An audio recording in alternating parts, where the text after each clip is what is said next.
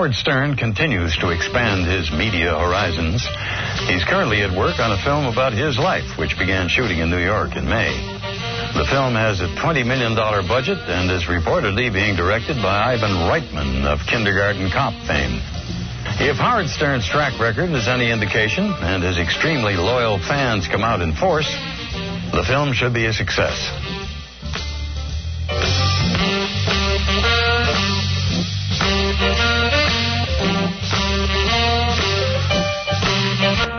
Good morning, everybody. What's happening? Yeah, baby. Yeah. All right, this is good. Okay. Man, it's beautiful to be with you. We got a big show for you. Jason Alexander from Seinfeld is stopping by. I have never seen better hype on a television show than for Seinfeld. I've never seen. There's an article every day about what is the last episode going to be. And as you pointed out, Robin, so beautifully, who cares? Any of the other episodes were about. But it's great. Also, Lou Diamond Phillips is coming in today. He was told his publicist said we have a screw up here because we thought we were coming in today, not yesterday. That's why he didn't show up. Now, how'd that happen? He said he has no problem talking about his wife leaving him for a lesbian. But how did this screw up happen? Baba Boohai. He doesn't even know what day he schedules people for? Who knows? I told everyone in the office Robin would go, how did this happen? Well, what else would you say, Baba Booey? Not allowed to ask. Why don't you could say, how did this happen? And then I could say, Robin, the publicist made a mistake, but we've worked it out. Thank you. He never makes a mistake. The publicist made a mistake. The publicist. How many booking mistakes have I made in the 15 years I've been booking the show? 10, 20? 2. This is the second one. 2? What was that? Out of your hands? It's out of my hands. I had nothing to do with this one. The publicist made a mistake. Not me. Howard, I'm innocent on this one, and I'll tell you why. Would you like to know why? No. Well, I'll tell you anyway. Because I had Jason Alexander booked first on this day. All right. Don't worry about it. Don't worry about it. Nobody cares. I'm innocent. He's confused. All right, Baba Booey. So Jason Alexander's coming in today. Jason Alexander's coming in today. He's on the Seinfeld show. He plays Costanza. Right, George. Yeah, a lot of the Seinfeld people come in and do the show except for Jerry. We've only had George. Oh, yeah. Wait a minute. We've had Kramer. Yeah. We've had most of the cast. We've had Jerry, but Jerry, once he got famous, dumped us. We've never had Julia Louis-Dreyfus. Yeah. I met her once. She's very short. She is so short. Really? Yeah. I'm 6'5". When I stand next to someone like that, it's funny. Is she a munchkin? Yeah. Is she cute in person? Yeah, very cute. Cute, bubbly personality. Very cute on that show. Yeah, she's cute. And I'm going to do Vince Skelce's McCartney tribute because everybody probably missed it. Nobody listens to that show. That's right. Yeah. Let's talk about the ratings. Hear it here. Give you a little ratings update. Some of the ratings came in from various markets. And thank a few people for that. All I have is Chicago and New York, but... No L.A.? I don't know why I don't have L.A. I just don't have it. I mean, I'm not going to sit here and go through every rating book, but... No, but, you know what I'm saying. The biggies. You bet, baby. All right, listen. We got a big show for you. Blah, blah, blah, blah, blah, blah, blah. Homeless game. New game named That Pussy that I never played. And Please. Blah. I mean, stop announcing that game. And blah, blah, blah, blah, blah, blah, blah. Blah, blah, blah, blah, blah, blah, blah, blah, blah. As we enter the new millennium, human consciousness will approach the infinite. Join with all creation and sing songs to the new age with a fantastic CD collection of The Noises of Jackie Martling. All the many calls of Jackie Martling in the wild, captured in three-dimensional surround sound and true digital reproduction. Contemplate the infinite. The Noises of Jackie Martling. Exclusively yours from the Howard Stern Show. Until he decides to quit again. Jackie is everywhere. You know, those noises are just like the humpback whale. Here's what the Prime Minister of China is saying about Howard Stern. Howard Stern can be an honorary Chinaman because his penis isn't any bigger than that of the average Chinaman. Talk about a teeny weeny. Howard Stern.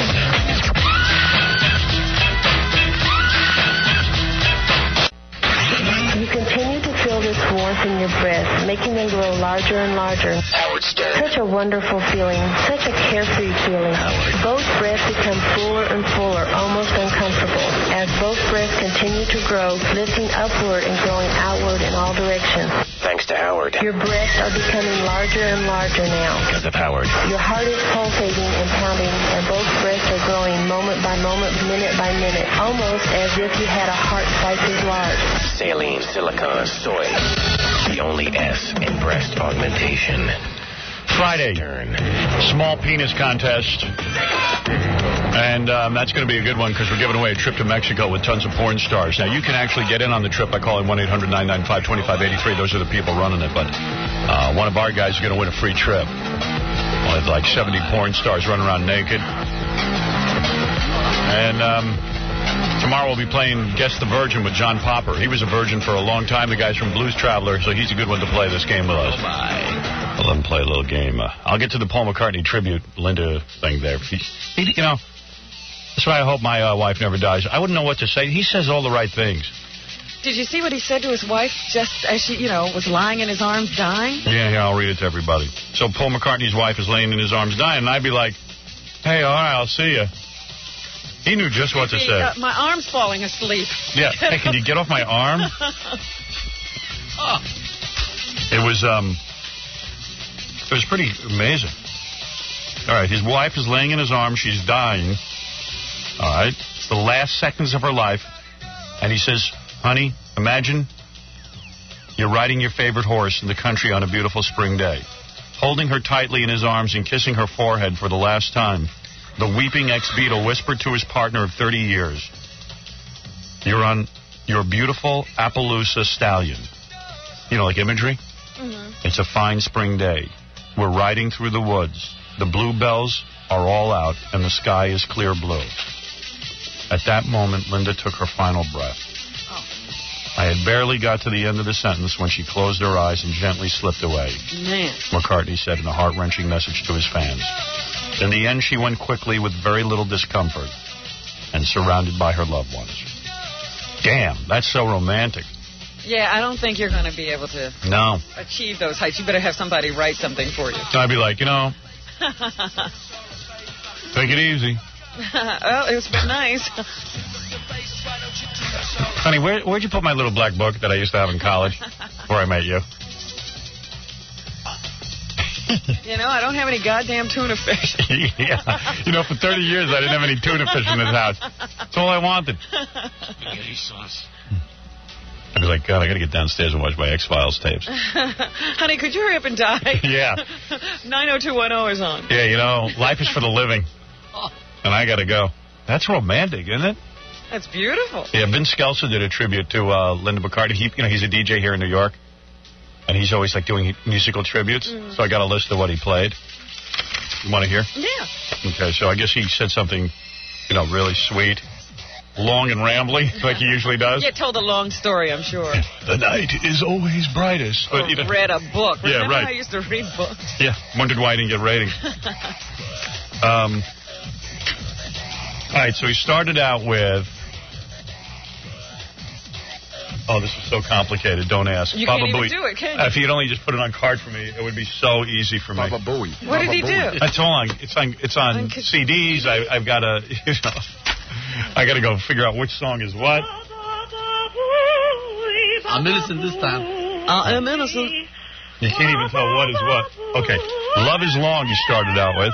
Okay. Well. See, because Vin knows all the words to all the songs. This isn't so good to play. But, Vin doesn't play anything anybody would really want to listen to. Right.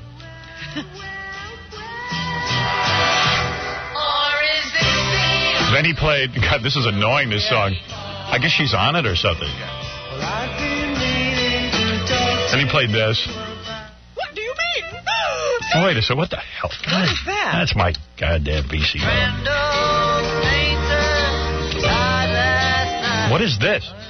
You got two songs going. Oh, sorry. I can't hear anything. What is this? Hold on. Drink to me, drink to my health. Yeah, what? Drink to my health? What? This isn't romantic. Where's your list of the songs? Oh, my God. It's so bad. What kind of tribute is this? This is a Vin tribute.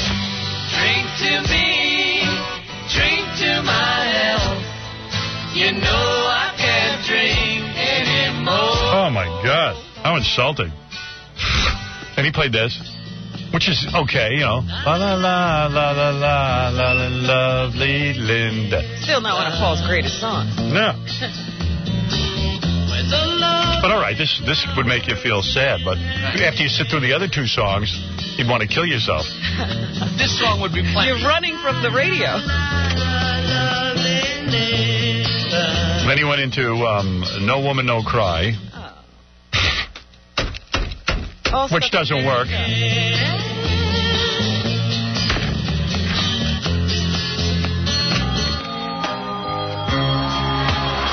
No Woman, No Cry. He's playing these songs all the way through. Yeah, oh, please. How would you sit through this tribute? I was bored reading it. I know. Maybe he said stuff during it. Like, Linda, you're gone now. Oh, wonderful. Yeah. All stuff to try to make you cry. Right. I remember when I used to cry. I never knew what the hell they were talking about in this song anyway.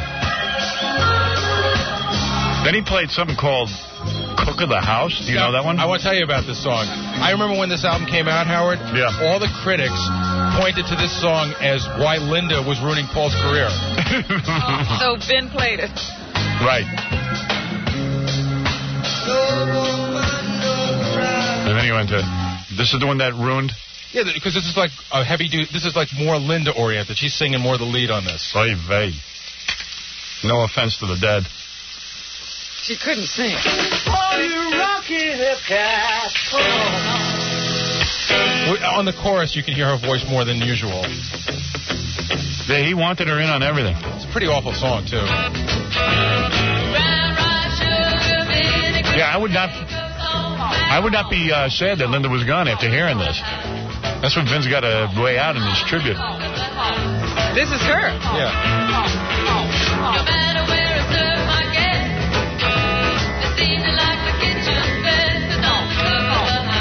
I'm the cook of the house. Wow.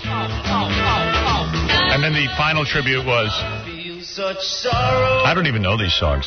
Do you know he wrote Maybe I'm Amazed for her and Vin didn't play that? Maybe I'm Amazed would be the key song. Incredible song. In any musical tribute. How about My Love? My Love is a good great one. song. I don't think he put an ounce of thought into his tribute. Oh, no, he did. When Vince sits down, he gets the Billboard charts, and then he makes sure he plays nothing that was ever on it. Yeah. That's right. Maybe I'm Amazed. All right, Lovely Linda. My Love. And My Love. Even silly love songs. You know, the Beatles had some of the best love songs in the world. Yeah. But Ben couldn't find any of them. No.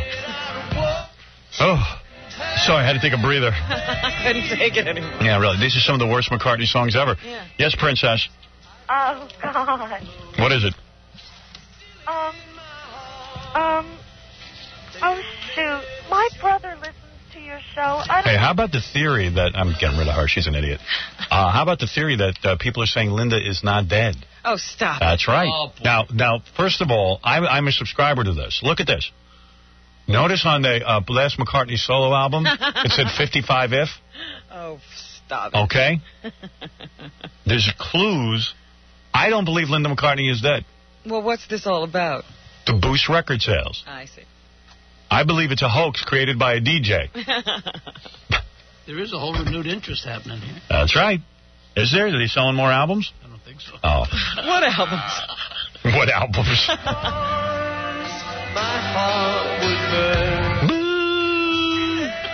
Yes, Melrose Larry Green. Morning, Howard. Yes.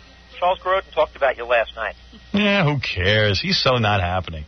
Well, it has to do with the He talks about me because he's praying to God he'll get his ratings up. He sucks, man. He's you know what? I'm the only thing he can rail against. That bald-headed loser. Every time I open my mouth about him, he says something negative about me. Who cares? You want to get a tape? All right. You suckered me in. Let me hear it. Okay, here it comes. Play it loud. Be black and proud. About the South Park show, which I haven't seen, which, among other things, heinous things they do there is like call for, in joking terms, the assassination of Kathy Lee Gifford, maybe somebody could shoot from a Texas or a book depository building. That's for real. And I would assume really I know a you're South feeling Park. He's against a cartoon. I haven't seen the show, but I'm against that too. He hasn't heard my show. Center putting him out across the country. Where do you think we're going? What an idiot! What an ass! Price we pay. I having a boy who's 10 years old. I see that certain things just gets into. Can you imagine? He's 70-something years old. He has a boy who's 10 years old. He's got a 10-year-old. That's more dangerous than South Park. That's a dangerous message. Every time I say to myself, it can't get worse, something else happens. His grandson. I never would have thought that CBS would put Howard Stern on the air. Eat your heart out, stupid. One of their top shows. I commend Dr. Laura Schlesinger pulling off negotiations with CBS as a result of that. She didn't pull out any negotiation. Hello. Yeah. That was Brent Bozell. Who's he? He's some right-wing media. Bozell sounds incredibly close to Bozo. Guy's got a red beard, looks like Commander Schweppes. I've seen that guy, Commander Schweppes. This whole country's gone downhill, man. Charles Grodin. I recently read that South Park is a bad show. Shut up, fat boy! How could you go on the air and say you hadn't seen his show, but you're against it? And then just carry on like it's the worst thing that ever happened. What an ass. What a stupid ass he is. Denise, you're on the air. Hello. Yeah, baby. Robin, how are you doing? I'm fine. I wish Charles Grodin instead of... I wish Charles Grodin instead of Linda McCartney had breast cancer. Can she not even hear me when I talk? I doubt it. I just got her volume down. When I talk, you stop talking. No, I'm here. Yeah, but you just keep talking. She's a veggie. How come she died? I mean, she's so... Oh, don't be so stupid. If she's a veggie, why did she die? What do you think, all veggies live forever? Veggies die, too. Exactly. I mean, please. Just because you're eating burgers. What you gotta do, be healthy. Oh, shut up. You annoy me. You're the reason men go gay. Oh, dear. I swear to God. Get me a man. I'm going to turn into George Michael. Shut up! Shut up! I haven't been with a man in 10 years. Yeah. Thank you for calling the Westwood Cinemaplex Complex Theaterplex Place, where our friendly employees hardly ever pee in the popcorn.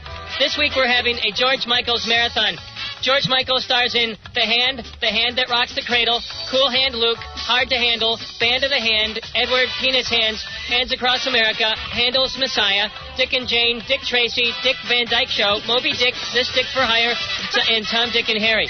Also starring Dick Trickle, Dick Van Dyke, Dick Clark, Dick Butkus, Dick Cabot, Angie Dickinson, Tricky Dick, Herbie Hancock, Ray Dong Chong, Dick Enberg, Dick Sargent, Dick York, Joe Cocker, Wally Cox, Courtney Cox, Brian Cox, Woody Allen, Woody Harrelson, and Woody Guthrie. Written by Alfred Hitchcock and soundtrack by Deadeye Dick.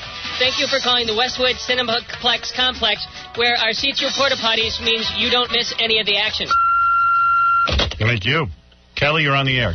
Good morning, Howard. Hi. Good morning, Robin. Good morning. Hi. Howard, first of all, congratulations on the Blockbuster Award. I'm sure it's long overdue, but I haven't been able to get through until now. Thank you for that. Also, yesterday we got good news. Tom, at the end of the show, came in, our general manager. He had the rating, so I knew if he was coming in, it was good. If he ain't coming in, it's not good. Yeah, if you don't see him. Yeah, so he walked in, and he goes, oh, it's unbelievable. We're almost up to a 10 share, which is unheard of in New York radio. In New York.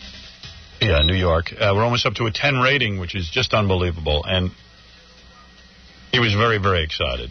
Congratulations. Yeah, and I went home, I thought about it. I said, it's nice that we have a 10 rating because, it just enables us to have the freedom to do what we want to do, but... Oh, you're going to blow them a hole. Doesn't really change our life. Nothing changed, no. Do you know what I mean? Well, I just wanted to let you know. And I see we keep going up in Chicago. Good. We'll probably be kicking Man Queer's ass. His ratings just keep going down. I wonder how he's going to explain that to his audience. And then all around there won't be very many left, so it'll be easy. And all the other Howard Stern imitators around the country will We've got to keep on their toes because you'll just keep going down. That's what happens to all of you. It just, it doesn't happen in 3 months. It doesn't sometimes happen in a year. No, a lot of people are getting a little bit more comfortable. They got scared when they first heard we were coming into town. And then when they see a couple of ratings books and they're still okay, they think, well, I can relax. Well, that's exactly when we get you. Yeah, well, we'll go into Chicago the day that we beat him, go to #1 in the ratings, and we're going to give his dead daddy a good skull effing right on stage. It's going to be very humiliating. We're going to take his dead daddy's corpse on stage and give it to him homosexual style. All right. Right? And also, For all the other Howard Stern imitators, Tom Bernard in Minneapolis, as Robin says, don't get too comfortable. Of course, we haven't beaten you yet. You've been in the market for 15 years. You have loyal listeners. But they're starting to get word that funny things are happening on the other end of the dial. You dumb blocks. And you know you've been stealing my material. We work slowly, just like breast cancer, but we're just as deadly. You know, breast cancer... It comes swiftly. Breast cancer's in the news. And you see how it overtook Linda McCartney's body? That's how we overtake the body of other people. Oh, what's up with that music anyway? We love breast cancer because we emulate breast cancer on this show. Thank you. Anyway, I was basically calling to let you know that I'm probably the only Catholic person in America, actually woman, American, who is proud to be a listener of yours. And actually, I want to be a nun. I want to be a nun. Did everybody take dumb pills? Ma'am, you think you're the only Catholic listener to my show? No, but I'm probably the only one who really supports everything you do. Let me just say something. First of all, no, this is... What, do you live in a shell? Do you speak English as a first language? First of all, let me tell you something. You're a nice woman. Thank you. But you have trouble with the English language. And this is a good thing to point out to my audience. When you call in, the woman is trying to say, guess what, Howard? I'm about to become a nun, and I'm still a fan of yours. The whole phone call would have been done. That's all she had to say. That's all she has to say, but it's being dragged out into a long, rambling statement. Howard, I just want to say I'm the only Catholic woman. I'm this and that. What do you mean you want to be a nun? Have you ever gotten a man? Yes. Oh, you have? How old are you? 25. You're 25 years old. Are you cute?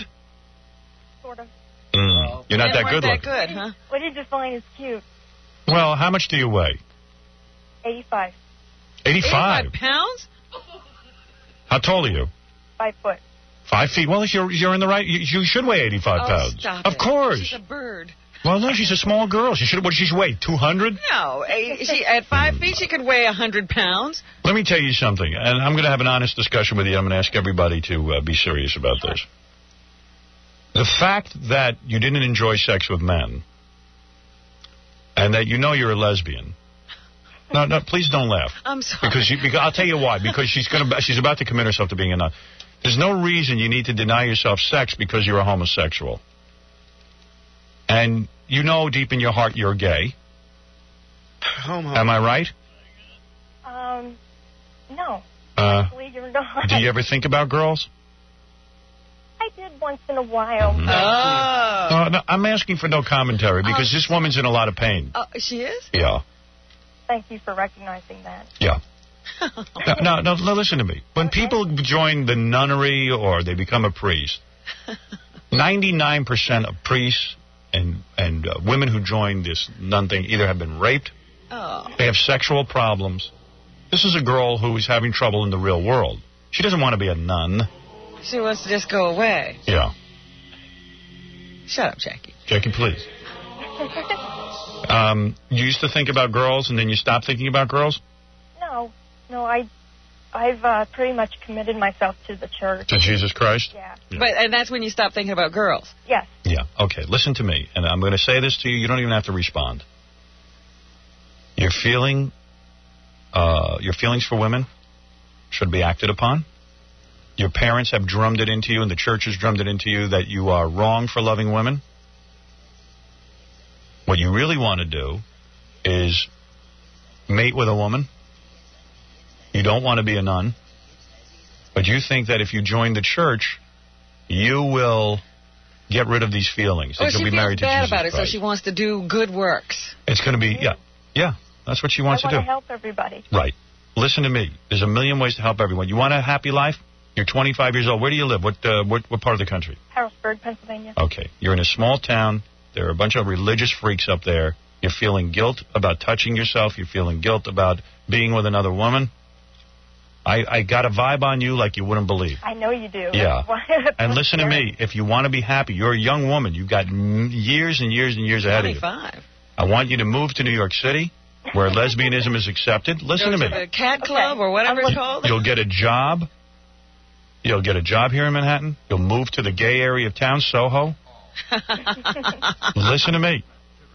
You're going to fit right in, and you're going to be happy, and you're going to still do good things for people. New York scares me. It scares you? Because your true nature comes out. Right. Because let me tell you something. When you're from a town like Harrisburg and you're having lesbian feelings and the church is so prominent in your life, you feel that you deserve to be punished for having these feelings. So you become a nun. That's correct. And if you want to wreck your life, be a nun. Be a nun. And let me tell you something. When you join the nunnery, you're going to be in a sweat every night and day because you're going to be attracted to the other nuns. You're going to be afraid to tell them your feelings. You're going to have to. You're going to spend all your time in prayer. Honey, you're going to be thinking about kissing them in a very bad, dirty place. I don't know about that. Oh, you are. Now, New York is fag heaven. Here, if you're straight, you feel like you're doing something wrong. You'll get yourself a pair of combat boots and you go to town. You have no idea how many gay people I've met down in the village who work there now. They work in small shops.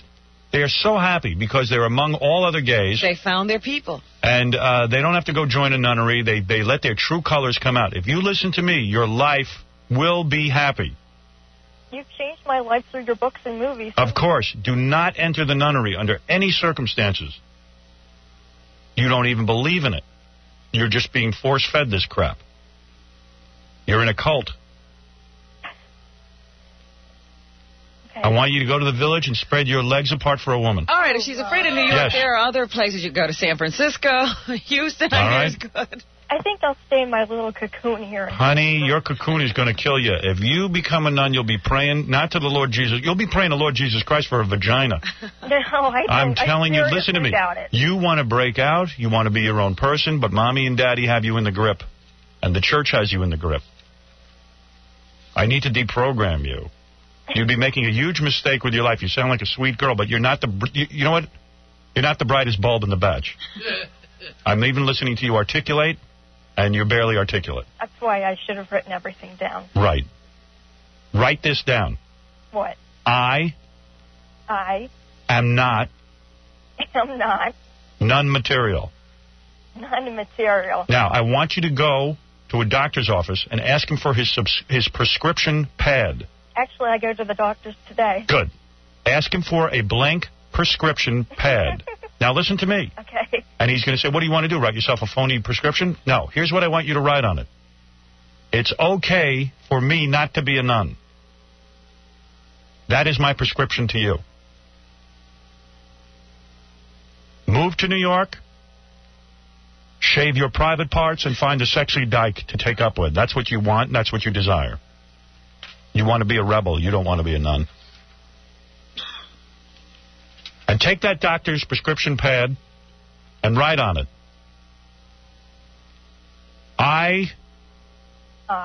Yes, need.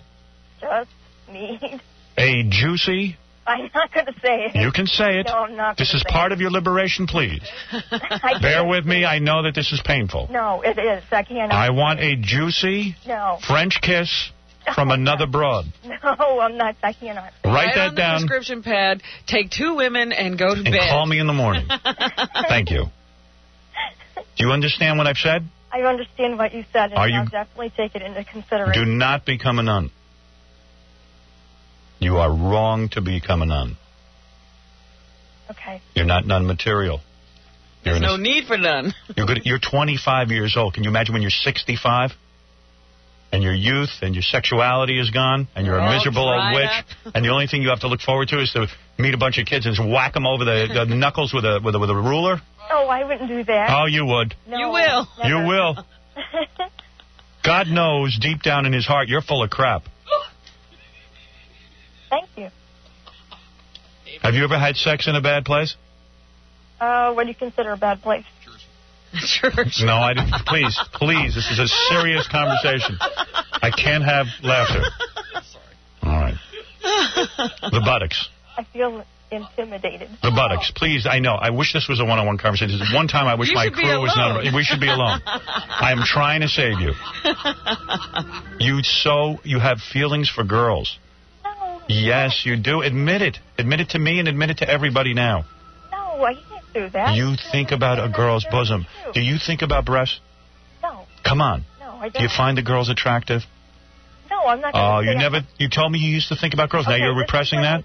Can I say, this is what I will say. All right. I can look over a woman and I compare her to myself to see if she looks better than me. Right. Would you like to see if she's naked? Do you like to see them naked sometimes? No. To see how they compare? No, that doesn't. I just compare them to me and think what I can do. All right. All right, go join the nunnery. You're hopeless. You're in complete denial. Go ahead. You're a lost case. I'm sorry. I give up on you. Thank you. Now she says, yes, sometimes I think about women. Now all I think about... All of a sudden is different. A loser. Another nun. That's no nun. Hell, Mother Teresa was no nun. She was horny as hell, I bet. Mother Teresa. I'm sure that she wanted something, but was punishing herself. You know, so much of our upbringings are about punishing ourselves. Yeah, but there are some asexual people. Oh, they sure are. Look at Fred. I'm sorry to take... I know there's a comedy show, but I picked up a vibe, Robin. That was an intervention. An intervention. You felt the need there from a person. Right. You had to answer. Absolutely. Well, that's commendable of you. Thank you, Robin. I'm a good person. Could ask everybody to be quiet for a moment. We have on the phone with us as well Robert Higgins, who lives in the neighborhood and is on the ground and can see inside the van. Mr. Higgins. Yes. How are you? Just about as tense as you are, sir. Oh, my Lord, this is quite tensive. What can you see? Oh, what I'm looking at right now is I'm looking at the van, and I see O.J. kind of slouching down, looking very, very upset. Now, looky here, he looks very upset. I don't know what he's going to be doing. Can you see him doing anything specific? Is he merely sitting there? He is just sitting around, just looking like he'd be very nervous.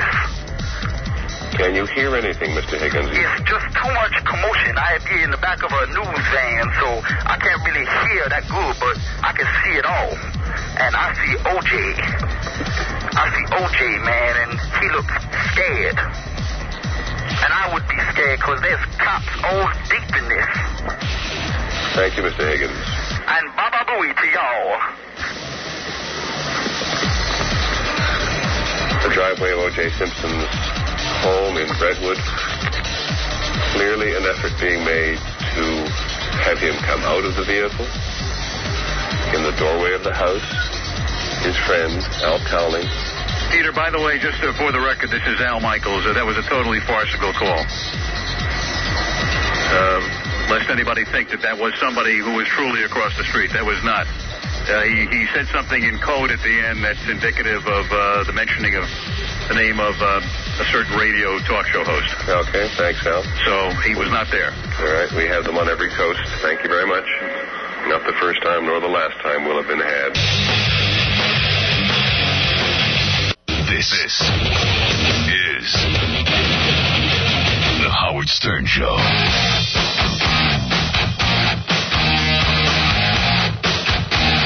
Very nice. Okay. Somebody told me they enjoyed our bit where we played the porno awards. Uh-huh. They really dug that. Yeah, I got to watch those. Yeah, I got them on tape. You can watch them. I have another one that's real funny. This is from the Adult Video News. They have a porno award. It's like the Academy Awards of porno, but when you watch it, it's so funny because the people treat it so seriously. Oh, they cry. This one I thought was pretty good, too. I had to play this for you. This is a Lifetime Achievement Award. Oh, you're kidding. No. They actually do have one. Yeah. Lifetime Achievement. What have you achieved? But you see, the thing that's weird about the porno awards, the person who should get the Lifetime Achievement Award is like the woman that was first in porno who I saw with the TV repairman. Like, I saw that on a Stag film. That old broad. They should bring her back. They should bring her out. They should wheel around in a wheelchair. She blazed the trail, right? Yeah. Or they should have given it to, Who did they give it to? Like Christy Canyon. Oh, Jesus. She just got into the But wait, you got to hear this. This is great. Hi, this is Steven. Oh, where is it? Reel 2. Gary, I got to have help. Not my fault. Oh, that's right. This isn't his fault either. I'm innocent. Let me see what he did here. A lot of witnesses. I got witnesses. Says here, Reel 2. Adult Video News. I'm innocent. Let me tell you why. Oh, it's on Reel 1. Okay. That wasn't your fault. No, that was absolutely my fault. Okay. All right, there you go. All right, honest man. I always like that. 6:45. 6:45? What? Okay, so all right. Nice going. Gives me a note. All right, anyway, here it is. The Porno Awards. New tack to apologize. He had two choices. It's 50% chance that he can get it right. It's reel 1 or reel 2. 50-50, it could have been right. I have an idea. When you're I apologize, Howard said okay. He's going to hit a button and you just shut up. When you're going to play a tape ball, flip a coin. All right, come on, let's not get violent. Heads is 1. All right, here we go. Tails is 2. I'm honored to give the next AVN Special Achievement. This is Paul Fishbein. He owns Adult Video News. He's like the Godfather. Yeah, he's an important guy all of a sudden. He's this kid. We've known him. He was into porn, and he just used to watch the movies and review them. This guy, we met him when we were working at NBC. Paul Fishbein used to do a porno report. So anyway, he'd call in every week and tell us what a good, porno movies are. And he's a kid, and he dug porno. So he put out this little rag, like a sheet of paper that said, "Hey, here's the good pornos." That's right. It was just regular old papers, that you could crumple up and throw away. Yeah, now it's a big magazine. Adult Video News. Glossy paper. And all the porn stars kiss his ass. Yeah. Oh, they're like, oh, thank you, Paul Fishbein. Yeah. Word to a beautiful woman who's been in the adult business almost as long as AVN has been around. She's become one of the true superstars.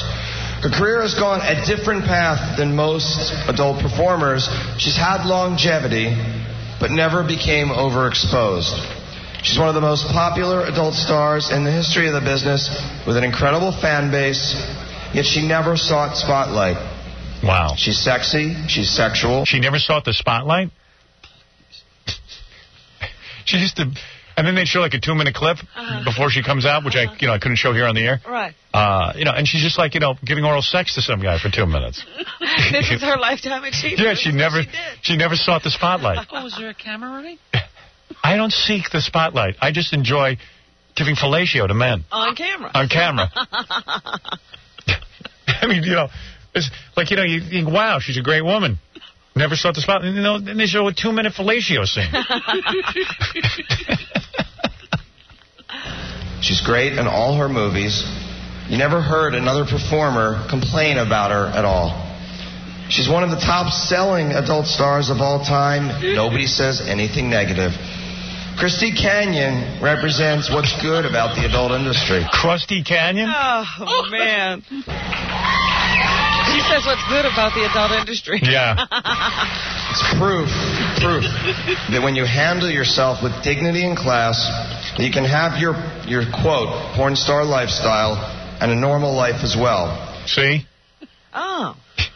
By night, she was Christy Canyon. By day, she was somebody else. Yeah. She's like Superman. She's one of the first hosts of this AVN Award show. One of the finest performers of all time, and somebody who really deserves to be honored on this stage. Ladies and gentlemen, Christy Canyon. See, this is different than, just getting an award. This is the lifetime. That's right. This is for your body of work. This honors your body of work. How old can she be, Howard? I don't know. She's been around as long as AVN. 90. Right. Then the music. Then they show the clip. Hi. Well, it's great to be here. I can't top Al Goldstein's speech. So. He got one, too. I saw Al Goldstein picking up an award. Yeah. I want to thank AVN for giving me this award. I've had 13 great years in the business, and I think that this means that I'm officially retired finally. She's the old lady of porn. Yes. Yeah. Yeah. And I want to thank Vivid Video, who's the greatest company in the entire industry, and I'm so fortunate. Yeah, they got me the hottest guys to fillet. To have been with them for 8 years, and they've made it wonderful for me. I also want to thank my husband for being the best husband, and so you guys get the great packages and the edited version. He gets the real thing. And I also want to thank my best friend, Victoria Paris, and everyone out there who's made my 13 years wonderful. So thanks for everything. Pretty classy lady. Yeah, baby. Yeah, and, of course, Rob Black.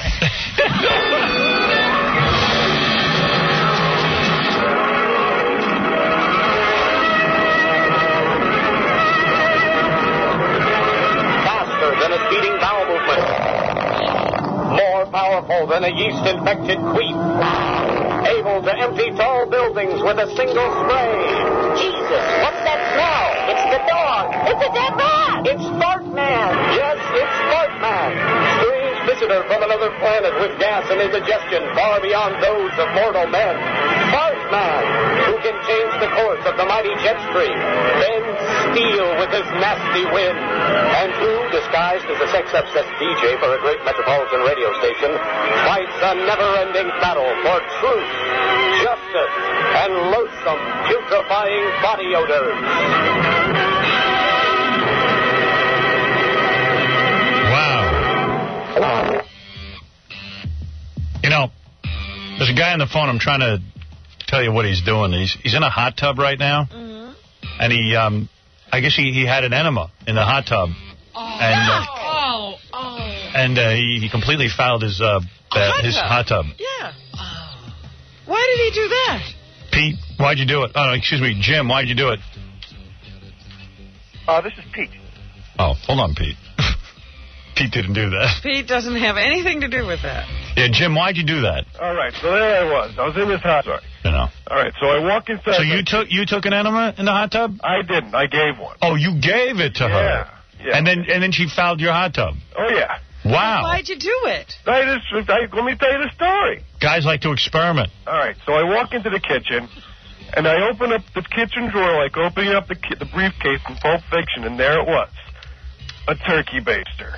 Oh, you used a turkey baster. Dude. We know what you did. Yeah, we get it. You can't see that I'm skirting around. I had to hang up on that idiot. Well, he is an idiot. You know, but that's true of guys. That's the point I want to make. But you wonder what stupid girl says, oh, yeah, go ahead. What the... Oh, never mind. You know what? You would dig that? Yeah, right, sure. You would love a turkey baster. You know what? Come over here and try to do it. Nah, I got to get you in the mood, but you would take it. Yeah, right. Ask people. I'm not You're an ass person. You're an ass person. I am not. Admit it. I am not. You she doesn't love want to be asked, though. You know what? I'll bet you're more of one than I am. I may be. I bet you'd like it more than I would. All I know is you met a guy and in 15 minutes, a stranger. That's not the point. That happened in the heat of the moment. That's not the point. That's the point. Not the point at all. As you once said to me. I only did it then. As you said to me, the partner has to be good. And he has to just know what he's doing. And nobody's suggesting you be in a hot tub and give you an enema. That wasn't what happened. Didn't even know it was happening. You were this close. Yeah, right. No, it's an intellectual conversation when somebody approaches you with a turkey baster. You're not all that worked up. Wow, you're angry. Yeah, it's really stupid what women sometimes do for stupid guys. Wow. The guys are stupid and the women are stupider. Oh, man. This might be, you know what? You know how all this anger you're releasing now? Might be because of what your father did. Oh, right. Finally come out. It's finally coming out. This is good for you. Go ahead. What else about a turkey baster? That anger would have killed you. So. Did your father use a turkey baster on you? Yes, Howard. That's exactly what happened. I know something must have happened. In the kitchen? Yes, I've never seen you this angry. No, I mean, sometimes it's just ridiculous what women do. Oh, you want me to do what? Hey. I think you'd do it. Yeah, right. Makes it tough for all of us. No, it doesn't make it tough for me. It's just like, how degraded can you be? Oh, you'd love it. Right. I'd like to get you in the hot tub. Let's try it. Let's try it. Well, now your dander's up. Let's try it. No. I'm afraid of you. I bet you, who do you think would be getting the turkey baster? Give you soft kisses on the back of your neck. Who do you think would be getting the turkey baster? Lean you over the side of the hot tub. I'm caving. Right. Sweet. Jackie's caving. Sweet, soft kisses on your back and buttocks. Okay, go ahead. Yeah. Turkey baster. Help yourself to everybody. Guess what I did? Remember when you were handcuffed to the refrigerator? I watched a guy wash dishes. Yeah. That's what I did. He should have given you an enema. Yeah, right. He knew better. That guy knows what he's doing. Yeah. My hat's off to him. Right. I hope he meets one of your daughters. Easy. He knows what he's doing. You just have to relax. Yeah, you relax. That's all your problem. You relax while he dates your children. You need to relax.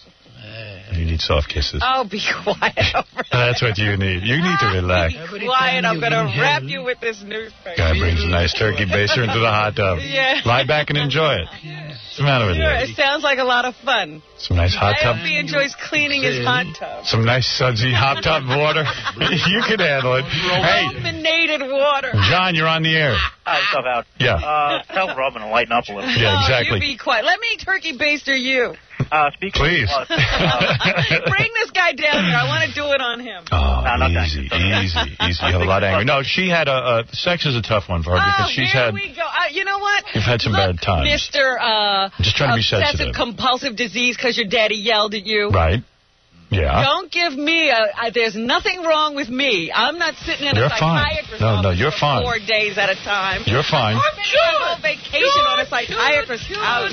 You're fine. Yes, you're no one's putting you down. You're the one who's falling apart here. Easy. Okay? You're fine. The one who's falling apart. I'm not saying there's nothing wrong with you. I just said I think you'd like a nice turkey base. No, you're telling this guy I have a problem with something.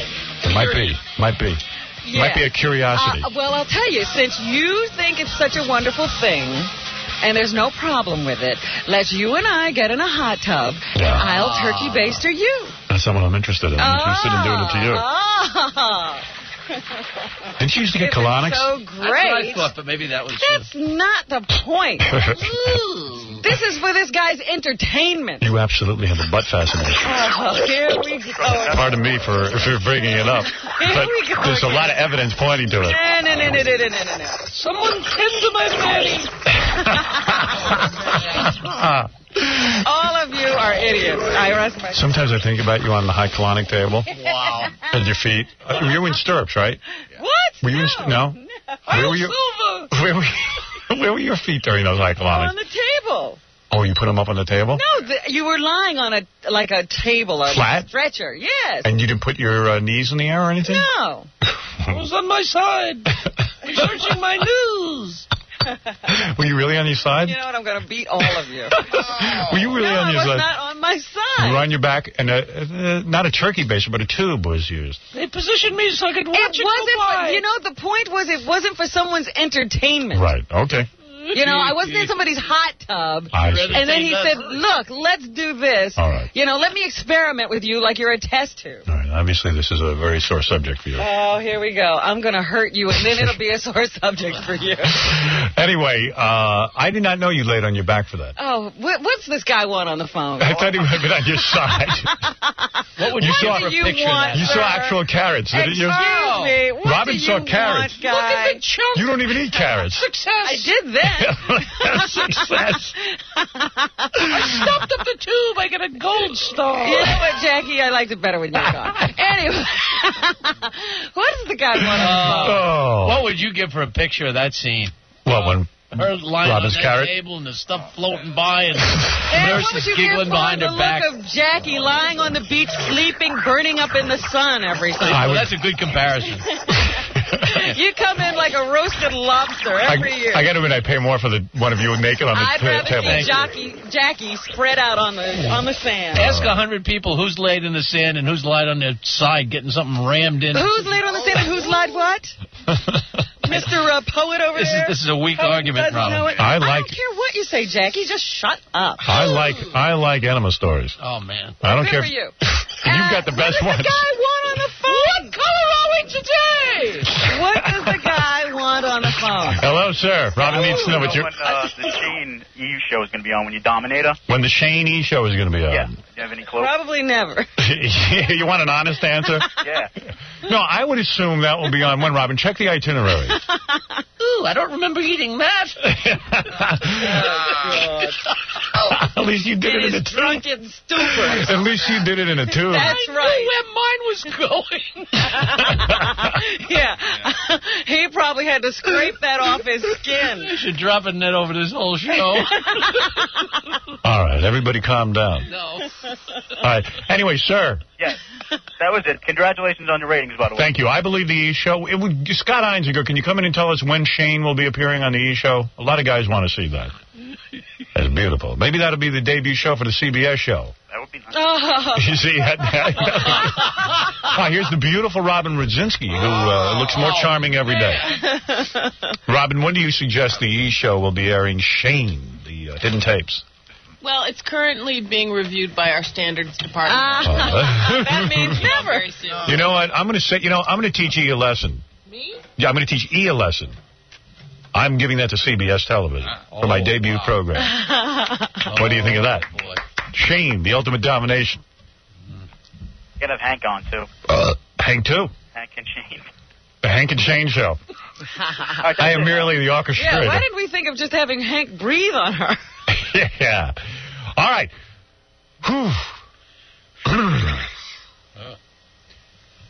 Charles Grodin's an asswipe. He really is. It's not too good. Try it again, pal. Here's serious authoress Robin O. Quivers. I really don't think that you have observed my birthday. I think it's irresponsible and not right for you to say that you have. And so, since this is just, it would be like me saying to someone else, why don't you plan Howard's birthday show this year? If I do something, I do it. Right. I don't say I have representatives doing it, and that's from me. Okay, you're done now? And so let's just end any fake observance of my birthday right now. We don't have to do anything about it. All right, fine. All right? All right. I will not even respond to that ridiculous comment. And that shows me you're not cured. Because it's not for you to decide what your birthday gift is. It's not your place to decide what your birthday gift should be. This Hallmark moment is brought to you from your friends, whatever's left of them, on the Howard Stern Show. Jason Alexander will be here in just a couple of minutes. Also, Lou Diamond Phillips. Did you know his wife left him for another woman? The Howard Stern Show. Coming to the Howard Stern Show. You've watched in horror when animals attack. But now, get ready for the ultimate horror. The one thing every red-blooded American male fears most of all. When Robin attacks. I wasn't talking to Fred about his marriage. I was talking to him about Fred's relationship to us, you dodo. When Robin attacks, the assault that no man can withstand. Screw you! Who cares if I like you? Feel your testicles shrivel like impotent raisins and make a beeline for safety inside your large intestine as Robin Quivers lashes out in an unrelenting free-for-all of ball-busting revulsion. You are an idiot, and I have to write things down for you. You're so dumb. No, I ain't so dumb. You just like... How many times have I told you you're selfish and you're stupid? Castration would be less painful than sitting through When Robin Attacks. Tonight on Stern TV. You'll never get that voice out of your head. You ever have to yell at your boyfriend? Seriously. No? He behaves? We don't yell at each other. He never says the wrong thing? No, we have discussions. We don't Really? have... I'm glad to hear that. Hey, anyway, Robin, that's not the only product for sale. Jackie Penthouse joke page. How did you guys get that? That's one of our biggest sellers. Jackie Penthouse joke page Martling is joke button CD-ROM for Windows is over 330 filthy jokes, only $12 plus $4 US shipping, free cackling screensaver. Imagine every time you turn on your computer you heard Jackie cackling. I know you'd love that. Buy two get one free. Call 1-800-323-KING. Jackie showed it to me on the airplane, the cackling screensaver. It's endless loops of pictures of Jackie cackling. The computer isn't irritating enough. No. For Jackie. Yeah. You know how every time you have to reboot, you're pissed? Imagine you had to sit and wait for the cackling screensaver to come on. That's and stuff. what Jackie. Friday and Saturday, May 1st and 2nd at the Comedy Palace. It's Jackie Robin. Again, more Jackie in Andover, Mass. For information and noodles of jokes, visit jokeland.com. He must have more money than the Pope. I've never seen a guy with more of these club dates. Oh, what, the club dates and products? I think he owns the club. All right. Hey, I saw an item in the newspaper yesterday I thought was kind of interesting. It said that Rupert Murdoch and his wife. Yes, I'm just reading that as a matter. Is that right? They're taking a break from one another. They're going to get divorced. Well, separated. they said they hope to reunite. And they've been married for 30-something. Now, this is one of the richest men in America. He's been married for like 30 years. Catholic guy, very, very religious. Very tries to do the right thing. But 30 years. The women are Who knew he was going to live that long? I mean, yeah, it's a pain in the ass. 30 years is enough. The guy's got tons of dough. He's saying I could have hot chicks. Probably goes to all these celebrity events. Look at him. So what? Ugh. Did you see in the paper today, there's a woman suing a guy. She's 28 years old. She's a model. Gorgeous woman. She's suing a guy 70-something years old. She's been his mistress since she's 19. Look at that guy, Howard. And look at that guy. Rupert Murdoch is 10 times better looking than that guy. He's a dish compared to that guy. And Rupert can put you on TV and in newspapers. But, you know, you look at his wife even. She's gorgeous, Rupert Murdoch's. Is she? Yeah.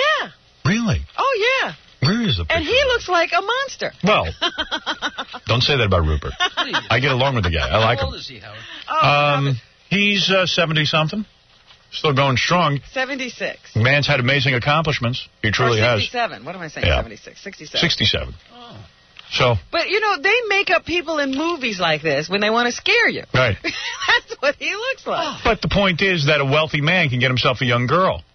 And it's a wonderful thing. But, you know, what I'm saying here is he was an ugly young guy when he met his wife. Right, but he's rich. And she's gorgeous, so he got her because he's rich. Well, it and says... now he's even trading her in. I mean, here was a beautiful woman willing to sleep with him. It says in the newspaper yes, that the two of them really got tired of one another.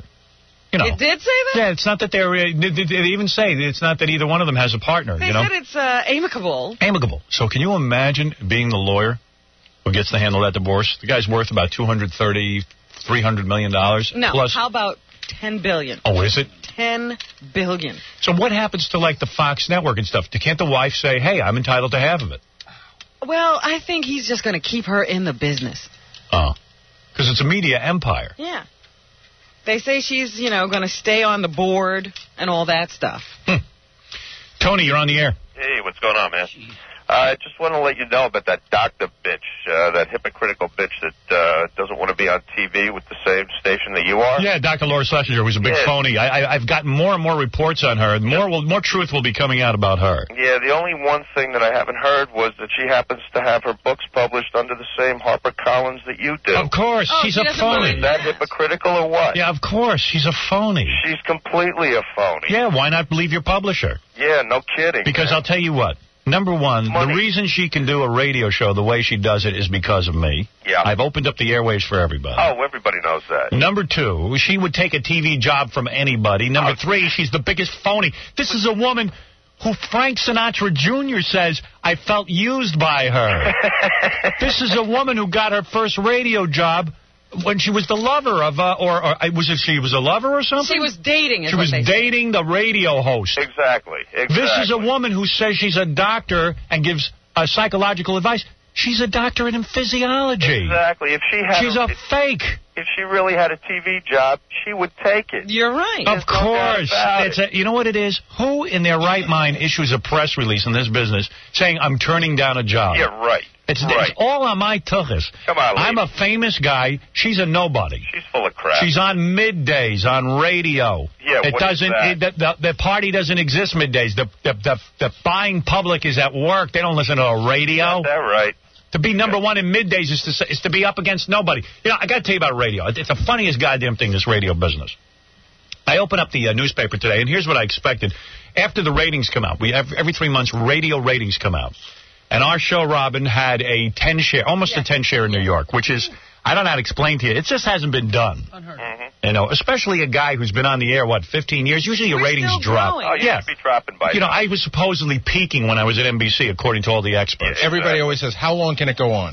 Right. Well, you know, please. It can only go down from here. How many times have we heard that? So the headline today that I would like to see is Howard Stern has done the impossible. That's right. Okay? Incredible. It's the biggest radio news because every radio executive called our guy who runs our company, Mel Karmazin, and said, we've never seen anything like it. Exactly. So it's big news. But David Hinckley, of course, who hates my guts, and even the New York Post. And the New York Post have been kind to me in the past. They treat it like it's passé. It's hardly even... What is the big headline about these radio ratings? It says...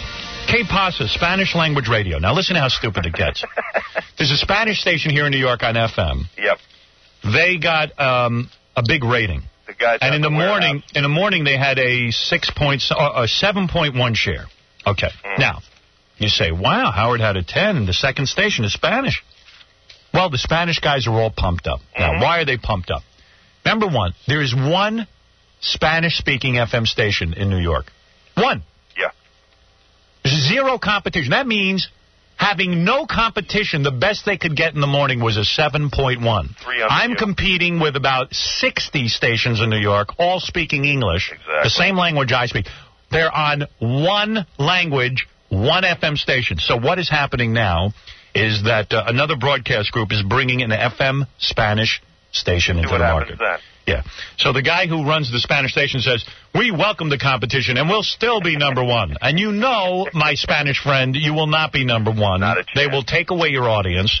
Not only that, Spanish stations don't make money. You think advertisers are going to pay thousands of dollars to the Spanish market? Not a chance. They don't. I mean, listen, you want to call that racist? They're not racist. Go check the numbers. I can tell you a story, Howard. The Spanish purchasing power is not that big.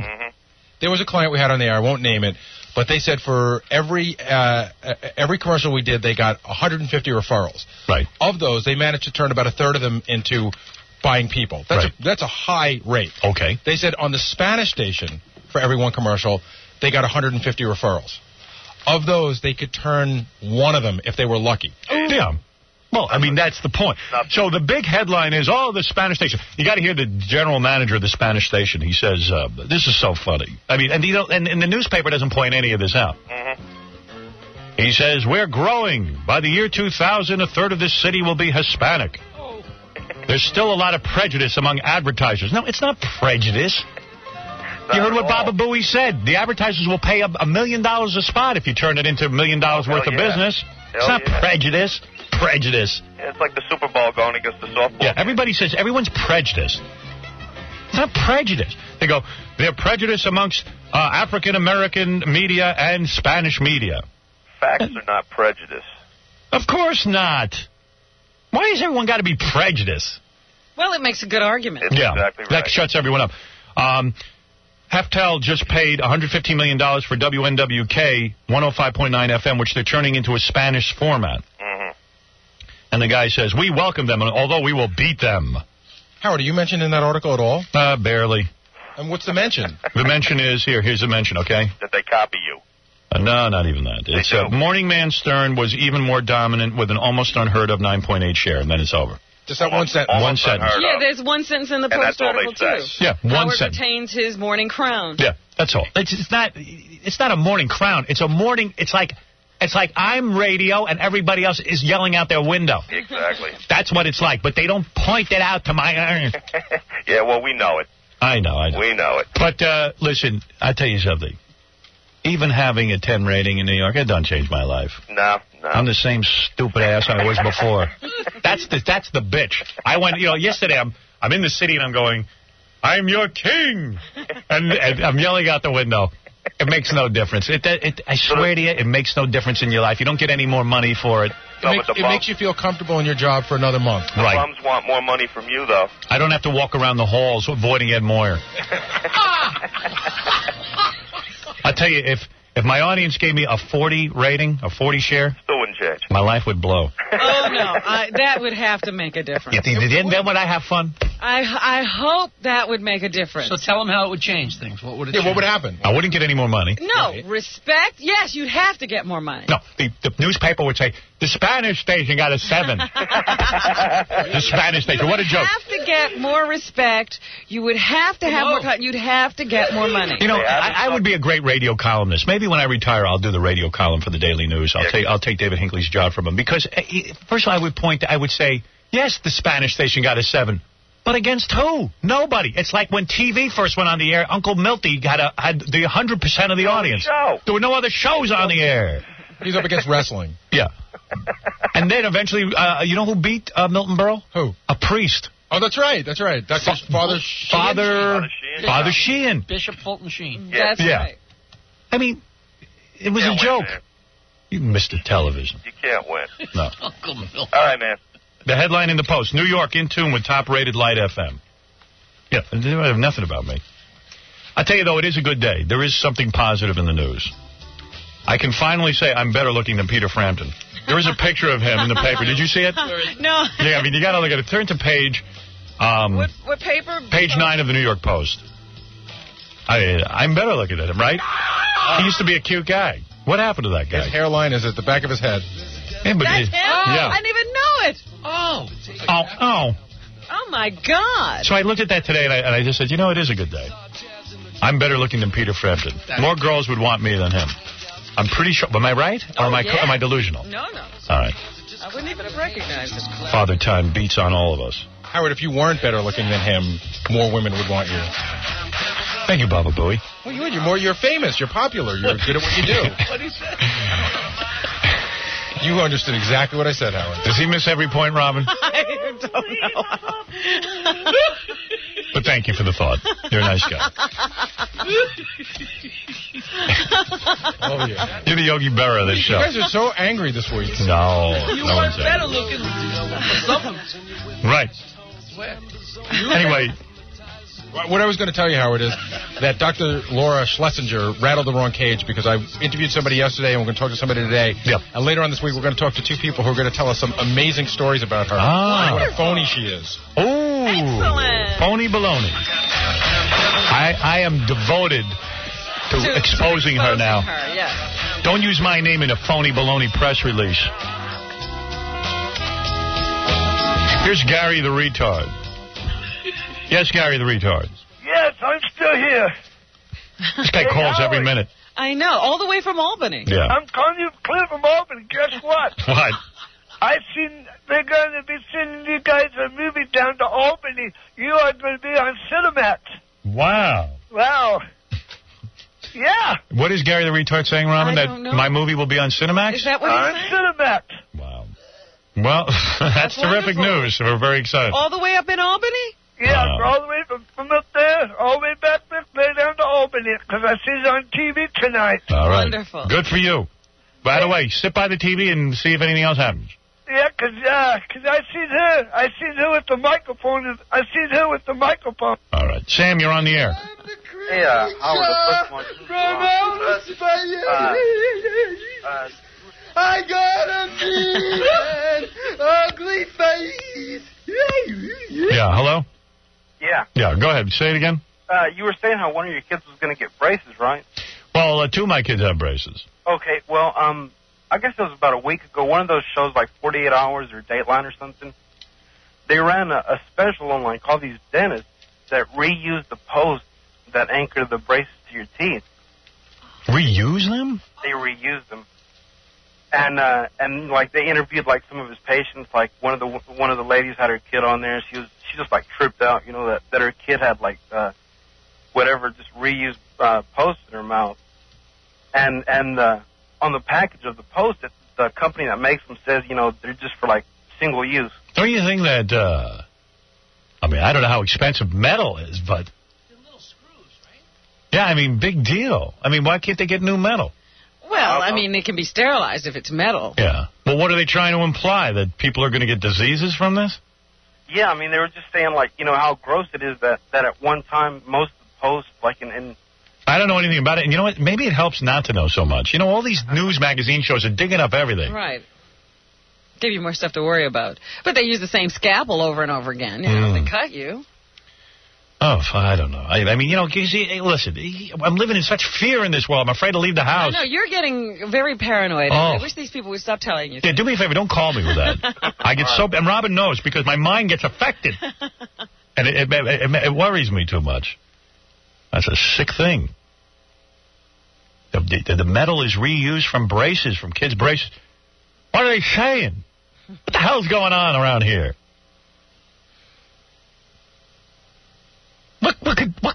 What's going on? What's next? What's next, Robin? I don't know. Dentists, rape, and the metal is reused. And people are giving enemas in hot tubs to women. What's next? No wonder Robin's upset. Of course. You have every right to be. Joe, you're on the air. Hey, Howard. Yeah. Somebody that's in the class of Rosie that should be off the air. Is that Ricky Lake? Are we drinking this morning? No, I'm calling from California. Ricky Lake should be off the air, you said? I totally ruined her taping of her show. You ruined Ricky Lake's show? I don't think you could ruin it any more than it's ruined. Yeah, how'd you ruin it? Hey, why is Ricky Lake any less popular than Jerry Springer? It's the same stupid show. No. Ricky pointed out last week. One of her audience members said one of the people on the stage said something like, "I'll hit you if you do such and such a thing." And Ricky said, "Oh, no. That's a different show." No. I got suckered into being on the show. Oh, you were on it? What'd they do to you? Well, I didn't know what was going on. They told me something completely different. Yeah, duh. You know, you're such a wacko. Haven't you seen the show? Dude, haven't you seen what they do? They mostly bring out black people who are unsuspecting. They think they're going to meet somebody. Everybody there thinks they're there for some other reason. Next thing you know, they're exposing you're gay or something. No, it was a freebie thing. It said they called me 3 times. Yeah? To get me to go on there, Why do you think they're calling you? Yeah. What? Because you're the President of the United States? Yeah. Why did they call you to be on? Well, what it ended up to be was, I want you back. I forgive you or not forgive you. Somebody wanted you back? It's my ex-wife. She wanted you back? Yeah. So you went on there? I didn't know it was her. How did they get you there? They told you it's going to be some hot chick? Yeah. And then what happened when you walked out? The audience starts booing you, right? Yeah. Yeah. And when I came out and she was there, I couldn't believe it. I called Ricky Lake a fat pig. I can't wait to see that show. Hey, when's that good? I bet you they edit that out. Yeah. They edited out all the good stuff. Jumped on me. They're all fat women to begin with. Why'd you leave your ex-wife? Why'd you leave your ex-wife? She's a jughead. She's a jughead, right? Yeah. What's a jughead? She's a jughead. I like to tip the bottle, man. Oh, okay. Did you tell the audience that? Oh, yeah, they wouldn't listen. Imagine defending yourself on that stupid show. Oh, please. Whole world is nuts. Ricky Lake called me to be on that show. I'd kick her in her fat ass. Right in her fat ass. Hey, guess who's here? Jason Alexander. I have never seen better hype for the last Seinfeld episode than what I'm seeing. I have never seen anything like it. Other people are jumping on the bandwagon. Now they're going to be Seinfeld farewell parties. People are insane. I'm not even going to watch the last episode. What do you think of that? What else is on that night? Here's Jason. All right. Nice. Jason, I'm not watching the last Seinfeld on principle. I'm not getting sucked into this. What is the last episode? Tell us what it is. I was actually going to take a break before we brought you in, but Baba Boo just ushered you right in. So screwed up everything. He does. He really does. I was just saying, hey, guess who's here? And he's going to be in your neck. To each other. That's right. He panicked. He got a little nervous. That's all. Now he's jumping the gun on everything. He really is. I know you are, Robin. I scramble to cover his mistakes every minute. I just want to say something nice about Jason. Jason is here to promote nothing. Really? He just hadn't seen you in a few years. Let me tell you something. You're a decent man. Well, most people come in here, they're whores and they're selfish.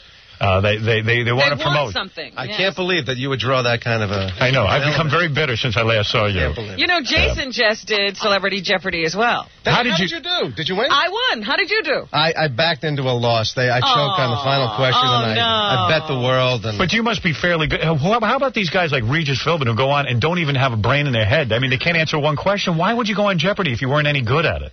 You're good at it, right? Who did you play against? I have a high school degree. You do?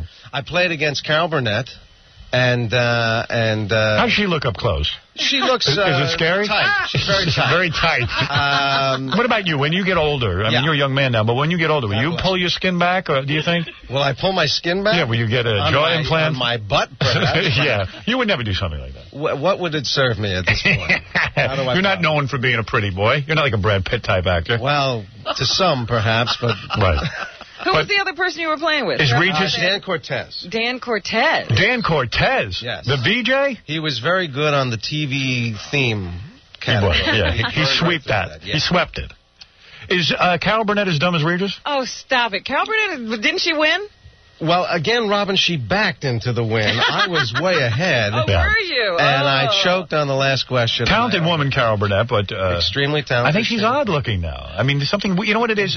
She tried to make herself better-looking, and I think it backfired. Let's be honest. Carol was never a beauty. Right. And I don't know what possessed her. Yeah. To then try to go Well, get beautiful. She better back into her lovers. It's the Phyllis Diller, the Joan Rivers thing. Right? Do you understand? Her skin is pulled back tighter than a bow and arrow. Oh, stop it. I thought Carol looked fine. Why, you saw her? Yes, I told you. She congratulated me. Oh, she did. Well, that was very sweet. Yeah. I shouldn't say anything. And Stephen King was there, who's very thin now. Robin played against him. Yes, he looks a little frightening. Isn't he one of those guys? Bizarre-looking guy. Some guys should remain fat. Am I correct? Yeah, when Stephen King looks lean and hungry, it's not a good thing. Can I be honest with you? The two of us, you and I work very well together. Why don't we do a Seinfeld-type show where we sit at a table and talk like this? I'm guarantee it would be big. If we can make the kind of money I've been pulling for the last year, we have a... Aren't you a little upset? I mean, finally you got your due. You're getting $1 million an episode, as we all read in the paper. Well, that's not exactly true, but you're close. But why does Jerry need to pull the show now when you finally start making some money? I swear to you, it was a total mutual decision. The four of us sat in a room and went, "We done? We're done." Why? Why be done? I would drag it out to the very bitter end. Let them say the shows are bad. We don't care. Millions and millions and millions of dollars. Well, foolishly, we did get... We really thought that we couldn't do anything different with the show. Of course you could. Of course, with something. You could have Kramer pull people in a rickshaw. How's that for a plan? Oh, there you go. All right? It was just, funny. I guess we could keep churning out funny. We just couldn't. The characters were becoming caricatures at this point, and I said this on the air. I have never seen a better orchestrated hype than I have for the last episode. Whose idea was this? Please. I was just NBC maybe. NBC didn't know the ending. The way to generate hype apparently is to keep your mouth shut. The fact that wait a second. Wait a second. Hold it. No. You're being wrong. You're dishonest. I can only tell you, listen to me. As I can perceive, I don't know of anybody. Jerry did a couple of covers. We did a couple of covers. But there's no story. I mean, there's no great scandal. No, this is as the show is going off. This is as orchestrated as a moon shoot. Let me tell you, as a guy who has orchestrated hype, when you sit down and you plan a campaign, and I'm good at this. I'm really good. I could market garbage. I bow. Some might claim. Exactly. But I bow to this last Seinfeld episode. It is an amazing. Every day in the paper you read. Countdown to the last Seinfeld. Right. And as Robin said the other day, she said the other day, it's true. We never knew what any episode was going to be for Seinfeld. Why do I care what the last one is? But it is so brilliant. And people are in a sweat. Well, whoever this genius is has yet to step forward. And then they really, no one could see the final script. Only Jerry has seen the script, and he's not talking. We had a number of different endings. There were fake scripts on the internet. Oh, exactly. I mean, who cares? It's unbelievable, though. Can you believe you're a part of that? Yeah. It's like being part of the honeymoon. Oh, you can. You're a very talented man. No, not that. I mean, I've been swept up in this insanity for 9 years, so it never ceases to amaze me. And now, tell me about how they orchestrated the security, because a couple of my friends work on Seinfeld, and they said, these are actors who, like the guy who played my boss at NBC in the movie, he plays some character on Seinfeld. Betty's a boyfriend. Oh, Rennie. He plays Poppy. Rennie. Right, Poppy. Right. Poppy. That's right. Whatever. Poppy. I know. He said, you go to the set, and they hand you a page. Right. That you sign for. And you sign for. Right. And you got to give it back. Now, did you see the actual whole script? I got an actual whole script. Yeah, because, you're part of the whole damn thing. They figure I'm in the loop. Yeah, they figure you're not going to blow it. Right. And you go to the set. And when did you shoot this last episode? We shot it, from April 8th to April 9th. Right. And but you're blindfolded through the whole experience, right? And gagged. We are sworn to secrecy. There's a blood oath that was drawn. So you get a hold of this script, and did they say to you, listen, hold on to this script, and don't leave with it. You have to only look at it here, memorize it here. Yeah, you can't take it home. Were there special precautions? Not with us. Right. With the four of us, they were... Would have been insulting to you. But everybody else was signed. They only got pages that they were involved with, and only on the day that they were shooting them. Right.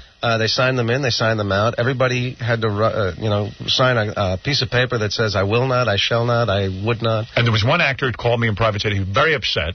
He expected to have his final script, and he was going to have everyone sign it. Right. And now he's there's mad. No script. Well, no. I said, get over it. It's worth, the Enquirer or somebody has a $250,000 payday. Really? For the script. So why don't you sneak it to them? Well, what are you, nuts? You could use $250,000. Let's not talk about it on the air. And no one will know it's you. So this is an amazing thing. So you go in, And you took your script home with you every night? I would take it home every night. And is it safe to say that your script is now in your house? It is now in my house. It is? Yes. It's in your home? What is your address? Did your wife see the script? Did she want to read it? My wife is actually in the final episode. Oh, she is? Yeah. Who is your wife? She's just my wife. Is she an actress? No, she's not. Why would she be in the final episode? That's interesting. I think you've revealed something. I requested that my wife appear in the final episode. Isn't it true your wife is named Jerry Seinfeld? You know, this is unbelievable. So your wife somehow makes it into the last. Yes. It's interesting. Wait a second. Now I think I understand what the last episode Now, is. is everybody's spouse in the last episode? Yes. Everybody steps out of character. No, but you see, Julia's sister has recurred in the show over the years. Oh, she has? Jerry's mother, my parents, my actual parents have been... they have? Back in the show. My high school drama teacher was in the show. My wife was never in the show. I said, it's the last one. Let's put her in the show. My wife insisted on being in my movie. Now, did I miss that part? Was she actually in the movie? This is the greatest story. Wanted to be in this scene, that scene. I said, look, I'm getting to shoot a movie. I'm getting to make out with chicks. Yeah, I need you there. I need my wife like a whole night there. They said, well, she's insisting. And I said, what? She's a psychotherapist. Why does she have to be in the film? I don't understand. Didn't she once say, can't I play Allison? Oh. She wants to play Allison. I said, wait, if it's 4 months, I sit and kiss you? I could do that at home. So I said, listen, I took the director aside. I said, forget it. So she says, well, we'll put her in a scene in the back of the car with your movie wife. Your movie wife will be up front and she'll be in the... I said, no. That breaks the whole goddamn illusion. My wife's been on TV and stuff. People sit there and go, that ain't his wife, that's his wife. His wife's in the backseat. It's going to be horrible. So what do? They put her in a scene when I'm at NBC. She's a switchboard operator. She's completely out of focus the whole time. Well, she's shot for a full day, and she's expecting to see herself. I take her to see the movie opening. Oh, no. She's waiting for her scene. I forget even she's in the movie. And we're watching. She loves the movie. She's crying. It's very emotional. It's our life together, the whole thing up there on the big screen. The NBC scene comes on. I forgot.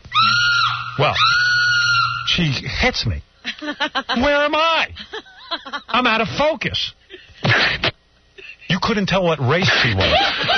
You would have thought she was a black woman. You couldn't even see her. It was amazing. And to this day, when she watches the film, she goes berserk. And I don't care. For a whole day, she did that. Right. Were you annoyed having your wife on the final Seinfeld? No, I have to say she's terrific because I basically ignored her, and she was there for 3 days. But don't you like to go to work and not be with your wife? I pulled that off for 9 years. Yeah, it's kind of fun to go to work and be single. Throw a bone. Yeah. Come on. So you didn't care? No, it's actually great having her there. It was great. Yeah. Oh, you must be very in love. He's like Paul McCartney and Linda. Never wants to be apart. Right. Are you like Paul McCartney and Linda? One night. Extremely. We're out on the ranch with the horses constantly. Yes, they say voluntarily. If I told my wife on her deathbed, you're on your horse, you're riding through the woods, she would come out of the coma and kill me. She'd beat you with a stick. What are you up to? Oh, man. Wise guy. Well, listen, there was some emotional moment. He described to his fans his last moments with Linda McCartney. Yes. Why would you do that? Why would you bring the world into your... Because he figures everybody's going to question me about it. Of course. He's a citizen of the world. Wrong. Yeah, you know why he did it? I'm going to tell you something. Because I'm a guy. I understand. This is advertising. Please.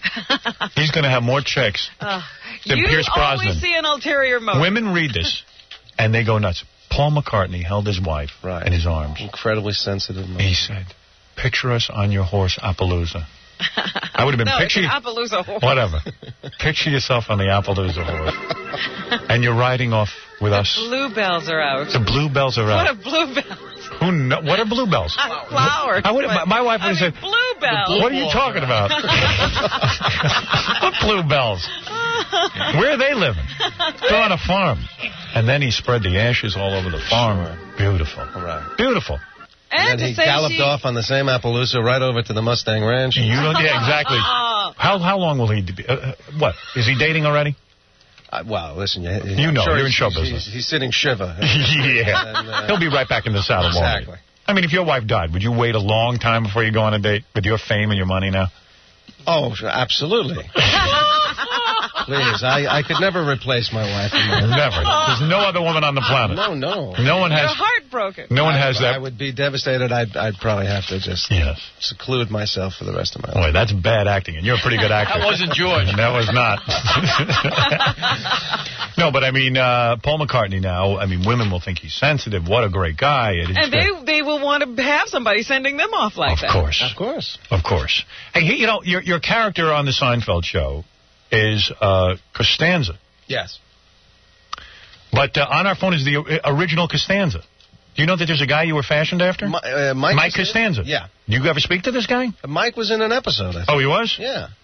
Wasn't he? Mike? Yes. You are the guy. I'm the guy. Okay.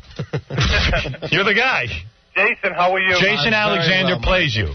Yes. And when you researched the part, did it do you any good to sit and talk to him? This guy is such full of crap. It's unbelievable. What do you mean? The part, I love you, Mike. You know that. But the part was based on Larry David, who co-created the show. Oh, was it? And they picked, Mike Costanza. That's a nice name for the guy, Costanza. Right. Costanza. Yeah. But Mike. But Mike has nothing to do with who the character is. If Mike, Jason wants says to live in this world. Who are we to? So, Jason, what you're really saying is that Mike Costanza, who was on our phone, goes around saying the character's based on him, and when it is not true. Well, that's basically correct. But we love Mike. And Mike, what do you have to say for yourself?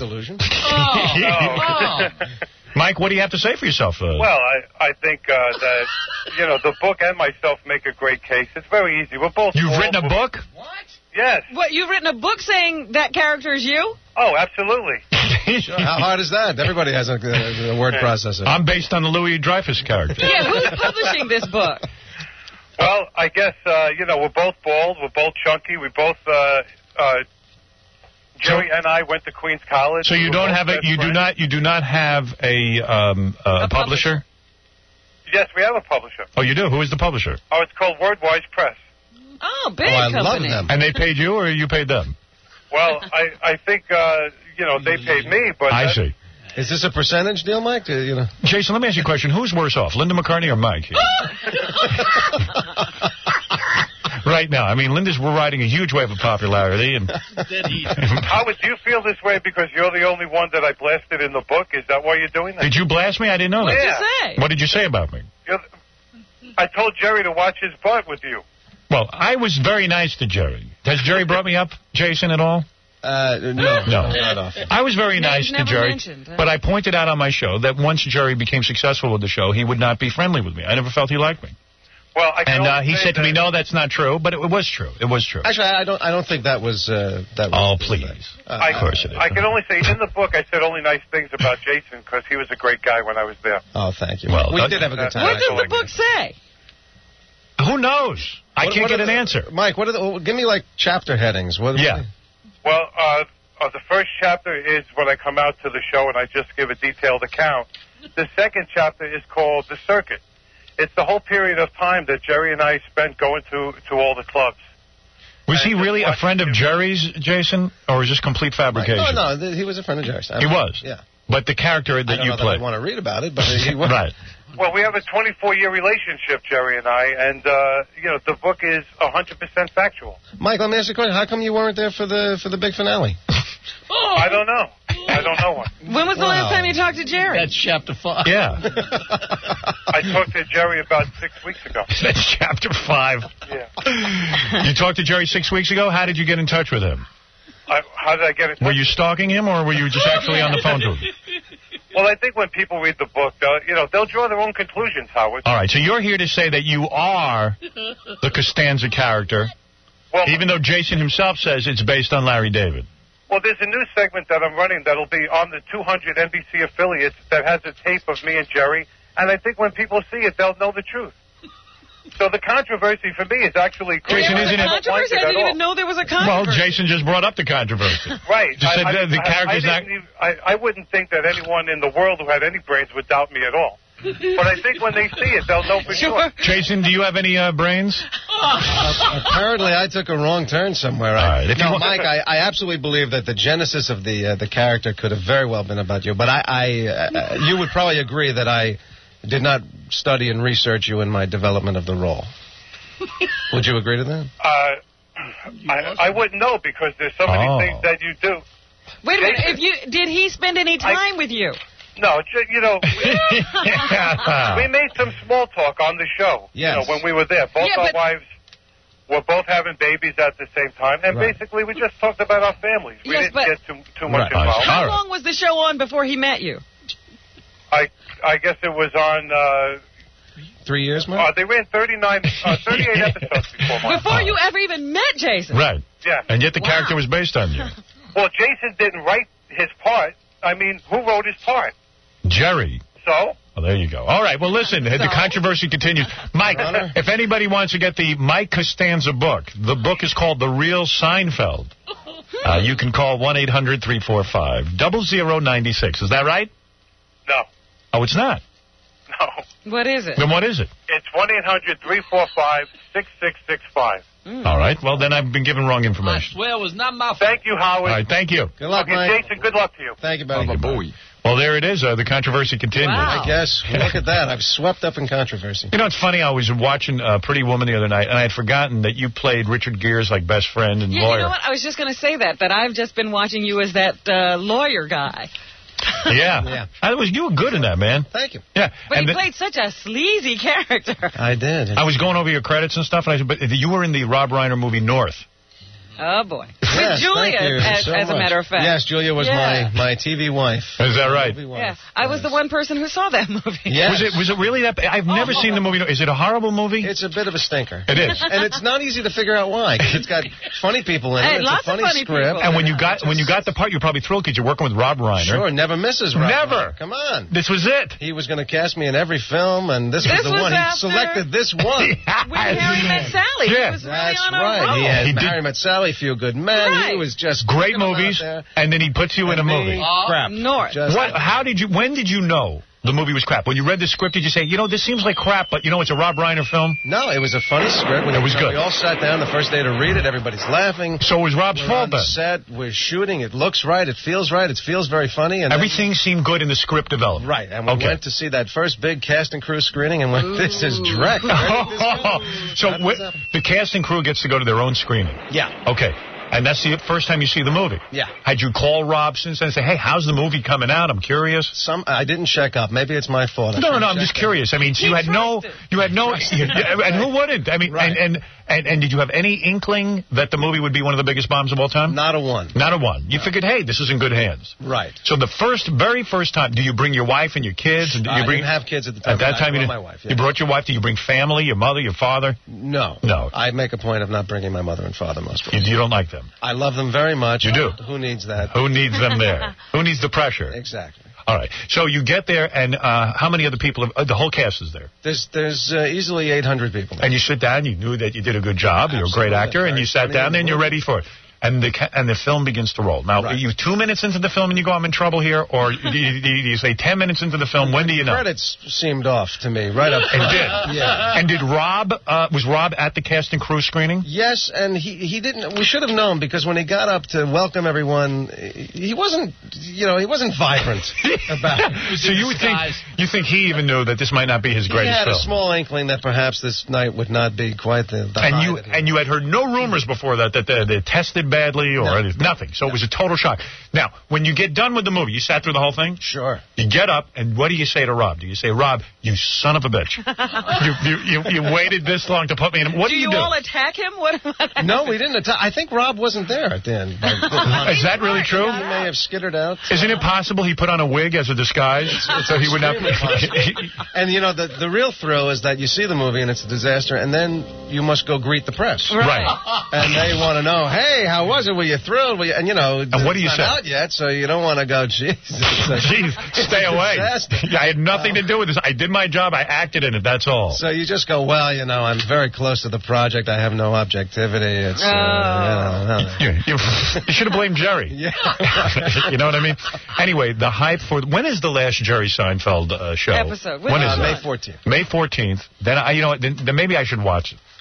Do you think I should watch it? I'm trying to resist the hype. It's a funny episode. It is. It actually is. But you thought North was funny. You know what? You have a point. Okay, yeah, right. Maybe go out and see a film then.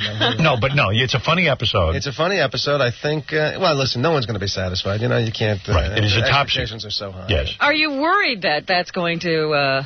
be bad for the show, that everybody's expecting something incredible? He could care less. I was going to say, Robin, what could it do me at this point? Yeah, right. At this point, he's doing good. Made a lot of dough. Yeah. I got the check is in the bank, so, And listen, what I might do on May 14th is I'll watch North. I'll rent it. Beautiful.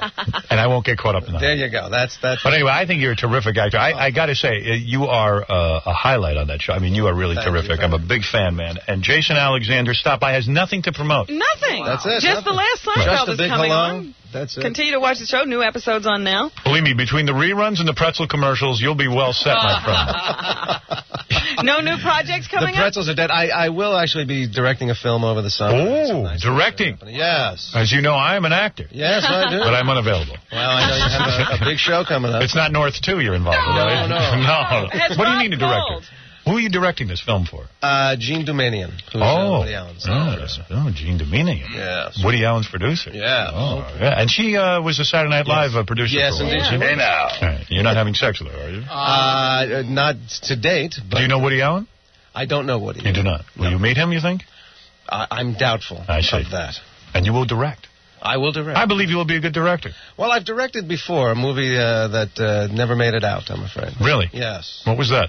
It was called For Better or Worse. I never saw it. It was. Yes, it was. It was one of those. What is it, Baba Booey, quickly? And you know what else Jason's doing in the near future? Uh-oh. He's going back to his alma mater, BU, to host an alumni gala. Oh, Let me what year did you graduate Boston University? I did not graduate Boston University. You know, this is a joke. That's amazing. He didn't even graduate. I do hold an honorary PhD from the university. Do you really? Yes. How did you get? How much did you have to pay for that? I paid nothing. I got famous, and they said, "Boy, we could make money off of this guy if we just have an event." Wait a second. You know what? That's right. You went to Northwestern, right? No. You didn't go there either? No, I finished my junior year, and I did a film that summer, and I was a little late for the senior semester, and they said, well, you know, you missed it, so come back the second semester. And I started working. I never went back. You know, I knew you were here for a reason. You're here to piss me off. Listen to this. I got to tell you about... You're giving Gina Davis a day. Yeah, right. Boston University. Jason's going to have a party. I graduated there. I am maybe their most famous alumni. I really am. True. I mean, I actually graduated. Yes. You didn't even graduate. No. And they treat me like I'm garbage. Right. They are so shamed by me. They will not even hang my picture at the communications school. And I really succeeded in communications. I'm one of the few people. That's right. I mean, they have more love for the Unabomber than they do for me. And, you know, and I used to contribute money and stuff. Right. No honorary you were a contributor. I was. And then the dean, the guy who runs the college, the president, Silver. Yeah, well, he's gone now. He's gone? No, but he's on some board. He may be an advisor, but there's a guy named Westling or Westling. Yeah. Well, I'm boycotting. I mean, they've never treated me with proper respect. I offered to build a statue of myself and put it at the School of Communications, and they would not accept it. You know what? I have to speak tonight, and I will bring this up. Will you really? Yes, Thank you. I would like my name mentioned. I will absolutely say, by the way, a long overdue honor. Yes. Is due Howard Stern. I need an honorarium. You an honorary degree. I have an honorary PhD, and tonight I'm being feted, and there's some huge award they're giving me. If you're going to mention me, I'm going to send Edie, shoot it, to get it on camera. You know what? I'm sure they'd let you in. Let me tell you something. I mean, you have a PhD, you got? Yeah, I'm a doctor. I would love that. I'm a doctor. I want to be a doctor. Oh, I want to be a doctor. Sure, of course. Who doesn't want to be a doctor? Tell me really how you get that. I mean, you have to contribute? I did nothing. They asked They called you up if they one could day do and that said, for you. we'd like to give you an honorary doctorate. I want said, that. I'm 12 credits shy of a real BFA. How about that? Give me a real BFA. They said, no, we're going to make you a doctor. Oh, I'd love to be a doctor. That would piss my wife off. Oh, that's great. You're making me crazy. Hey, if there's any college out there, why don't you give me a doctorate? So you don't even care. You're abandoning BU. Screw BU. Any college. Except for Glassboro State. Really, what's the point? But I would accept a doctorate. Sure. Of course, I would love to be a doctor. Listen, I'm sure Bennington would cough up if nothing else. Can you imagine it's the Dr. Howard Stern show? Yeah. Oh, man. That would be great. Anyway, Jason Alexander, he's great. Jason Alexander. Dr. Jason Alexander, a great man. I want to thank you for coming in. My great pleasure. It's a big day to have you here. You know, Lou Diamond Phillips is coming in later. His wife left him for a lesbian. I know. I played Jeopardy last time with Lou Diamond Phillips. That right? How about that? Did you kid him about There's a small theme going on. No, I didn't kid Lou. It's the worst. Lou carries knives. Yeah, sometimes. I think so. No, Lou is, he's gone through the worst tragedy. He has, but he's survived it. He's a great guy. When your wife goes gay. And who did his wife go to? Melissa Etheridge. A famous woman. Did you know that? Sure. No, I didn't know that. You know that song? Come Through My Window. Come Through My Window? Yes. She came through his window. Wow. Took his wife. Oh. Yeah, okay, listen. Jason Alexander, it's great to have you here. Imagine this comes through your window and takes your wife. Okay. Jason Alexander, Thank you for coming in. We'll watch the last Seinfeld. Look forward to your directorial debut. Yeah. I will be there.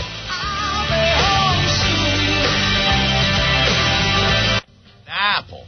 Oh, Snapple. Robin, I am in love with Snapple. You know, we got into a discussion about enemas and things. Oh, jeez. Why do we have to bring that up with Snapple?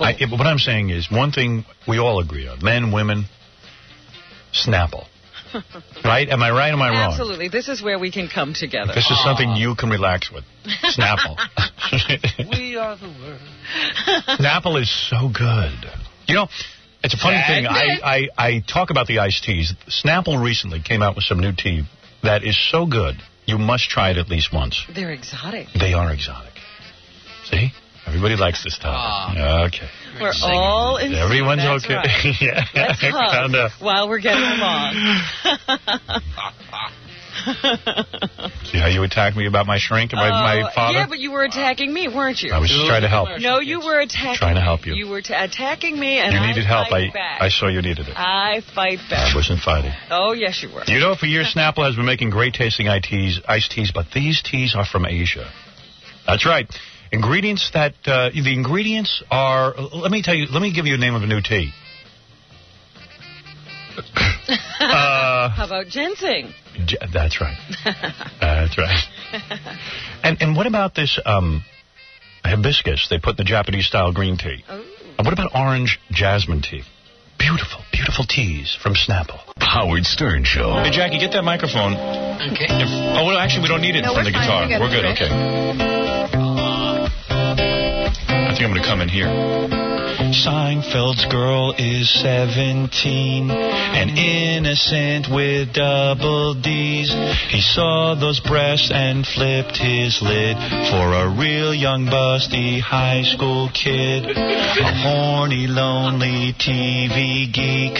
Her major jugs made Jerry weak. Can't he find girls his age to date? She's 17 and she's jailbait. You want to do one? That's right. He takes her out in New York town. That lovely girl and the TV clown. She barely shed her training bra. She kisses lips for candy bars. Some nice girl you turned... Oh, no. Some nice guy you turned out to be. Oh, this is yours. Did she sit upon your knee? You shouldn't really grope for them at 17. I'll take the next one. Please. Will her panties smell like a rose? Is Seinfeld just like Piscopo, seducing girls in a limousine while his fans think that he's so damn clean?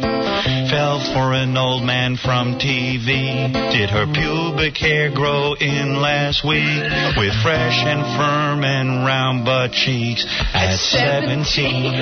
There you go. Can't he find some older dame? Do private parts all look the same? Does he make her parents shout when he sticks his tongue in her mouth? Does he think that he's a stud? He should drown in a frigging flood for fooling with a girl who's 17. Now, Jerry, I ask you, do you have a brain? When you see her, do you make a stain? I'm glad this is your verse. Can he get an older girl? He's damn near old as Milton Berle. You're making such a spectacle, thinking with your testicles. If you're gonna make some glue, you should date girls as old as you. What do you think? Is that a hit? I sing beautifully on that, Robin. It's a beautiful, beautiful song. My singing is right up there with the greats. You know, my dad said the other day, he says, you sing pretty good. My sister started laughing. He goes, what are you talking about? My father was giving me a compliment. You realize that it means something's wrong with his hearing. No, you don't think I sing good on that song? Come on. I'm terrific on that. What rhythm? Hello? Oh, for goodness sake. How insulting. Jason, what is it? This is Scott. Oh, whatever. Sorry, I wanted to talk about Jason Alexander. I'll still tell you the story, though. I lived in Livingston, New Jersey, where Jason grew up, and actually sort of got his start from one of the teachers at the high school. Yeah. He's not the greatest guy, really, too much. I mean, he doesn't care much about his town at all. Why would he care? I hate my town. What's he supposed to do about his town? Well, he came to visit once because the drama teacher was really hoping that he'd come once they started on Seinfeld when I was in high school, and the only reason he came was because his parents made him come. Why would somebody want to go visit their old town? Back to the town. Oh, how silly. Well, it's just nice that he would... I never visited my old town. My old town sucked. Both of them. I grew up in Roosevelt. That sucked. And I grew up in Rockville Center, which sucked even more. Well, horrible, despicable people. I mean, whole town sucks. Leave me alone. Why was a guy a bad guy? It's his job to return to that town. I didn't know it, but for him. Jason Alexander was in a gay movie. He played a gay guy where... Oh, yeah. What's the name of that movie? Love, Valor, and Compassion. And you see his naked ass. Oh. Wow. And he kisses a guy's AIDS sore. Yeah, but, he didn't actually kiss a guy. Why would anybody return to their hometown? I love all that stuff. Like, you're obligated. Please. Maybe the town wasn't so great when he was growing up. Maybe it was torturous. Gary's butt, lips, and breasts. Don't miss tonight's Powerhouse episode when one great E-show debuts. We examine Baba Booey's unusual body parts. I'm a triple threat. See why Gary's chest is cubed out on the E-show. Let's get ready to goof on Gary's super wide ass. See Gary drop his pants to reveal the true size of his buttocks. See Gary's giant lip freckle removed in surgery. This is never before seen. All Gary's now. I could swear that freckle is still there. Maybe you're seeing the scar. Plus, for the first time ever on the E-show, the Daniel Carver KKK movie review tonight on E, never before seen. What do you think of that? What do you think of that? I think I better not miss the show. That's right.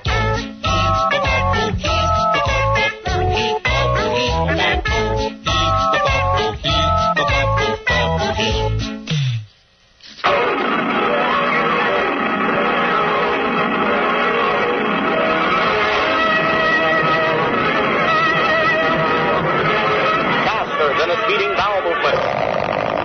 More powerful than a yeast-infected queef. Able to empty tall buildings with a single spray. Jesus, what's that smell? It's the dog. It's a dead rat. It's Fartman. Yes, it's Fartman.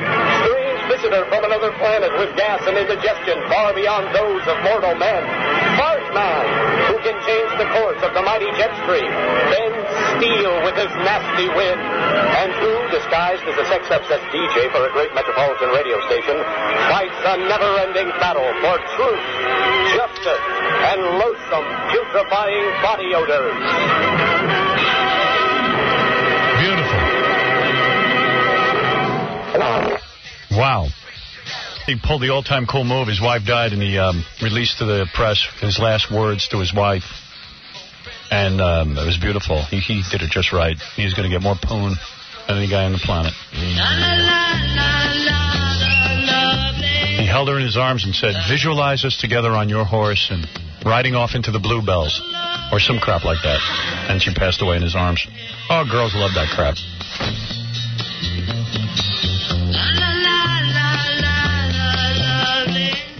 Jeez. Hey, Jessica Hahn wants you to know that tonight on the internet, she'll be on jessicahahn.com. She actually has a radio show on the internet. And what does she do?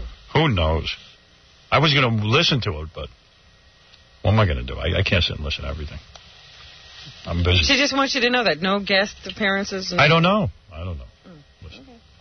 She gives people advice. Oh. Well, she's qualified. She's as qualified as Dr. Laura Schlesinger. She really is. Brian, you're on the air. Hey, how you doing, Howard? Go ahead. Say I got a gold CD. You found the gold CD? From your movie soundtrack. Really? Is it real gold? Yes. Yeah. Because it's real heavy. Yeah, it is. Wow. 14 karat. Brian, where do you live? Minneapolis, Minnesota. No kidding. Home of the fraud, Tom Bernard. Yeah. You really got the gold CD, huh? Yeah. What do I do? Do I get anything for it? Or? No, I mean, it's worth a lot of money. It's worth a lot of money. It's the only one in the world, and it's solid gold. Or something like that. I bought it It's at Best 14 Buy. karat gold. Yeah. But it's a real gold CD. That's pretty cool. You hold on to that, it could be worth $2, $3. No, I think the actual value of something in gold like that... Oh, it's got to be a couple of hundred. Couple of hundred, but then you're the only fan who has it. Wow, good luck. That's for good real. For you. There's only one. Yeah, only one. Did you you just bought the CD? Yeah, I got it at Best Buy. And where do you live, in Minneapolis? Yep. Wow. That's where they put it. No wonder no one ever found it. Jeez. Well, I tell you what, I'll take a picture of me holding it and I'll send it in. Okay. Please do. And, hey, did they deep freeze Linda McCartney? She's not really dead. That's the new thing I'm hearing. Because I knew she had that frozen... I was just looking at some albums, and the last McCartney solo album, which nobody has... What is it? Flaming Pie. Flaming Pie. Get it? And they put her on fire, supposedly. And suddenly her ashes were supposedly flaming pie. And what does pie mean to guys who, in the slang? Yeah. Vagina. Yep. It's a hoax. Oh, so that's what it's all about? I hear she's going to show up in the final Seinfeld. That's according to Jason Alexander, who slipped the ending to me. Okay. Secret conversation. Hey, what's Rob Zombie up to? Rob is, last I read, working on a brand new... The Crow? No, he's not doing The Crow. And he's working on a new album, and he also cut some tracks with some other artists. I don't remember. Oh, he's not going to do The Crow now? No. Says it fell through or something. Who knows? All that crap always falls through in Hollywood. I know, everything's... I see that they're delaying or postponing Superman. Superman Lives. The one that was going to be directed by Tim Burton? Yep. I don't know why. They've just, they spent a lot of money in development, and now they've decided to postpone it. It's the 4th time. These things happen. I heard Linda McCartney's in it. Who knows? Maybe they went out and saw a Nicolas Cage movie and decided not to do it. He's good, though. I think he'll be a good Superman. I truly do. You know who was going to be Jimmy Olsen? Me? No. Who? Chris Rock. What? Excuse me? Excuse me? Hello. Wait a minute. What? Chris is black. Jimmy Olsen's got red hair and freckles. Ever see the comic? No, they can't do that to you. Wait, what's he going to be, like a wise-cracking, street, hip, rapping Jimmy Olsen? Yo, yo, yo, what's happening, Superman? No, that makes no sense. Actually, he'll be good. What do I know? I didn't think Michael Keaton would be any good as Batman. He surprised me. That's right. And who's Perry White? Cher? I mean, come on. Who are we kidding here? Thank you to New York. Big ratings. We almost hit a 10 share, which is unheard of in New York ratings history. Also, thank you to Chicago. Our ratings continue to go up, and the fisting will happen. Must be upsetting to all the Howard Stern imitators out there as I watch their ratings erode. What's it like? What's it like to watch your ratings disappear? It's all I live for. Watching Howard Stern imitators lose ratings.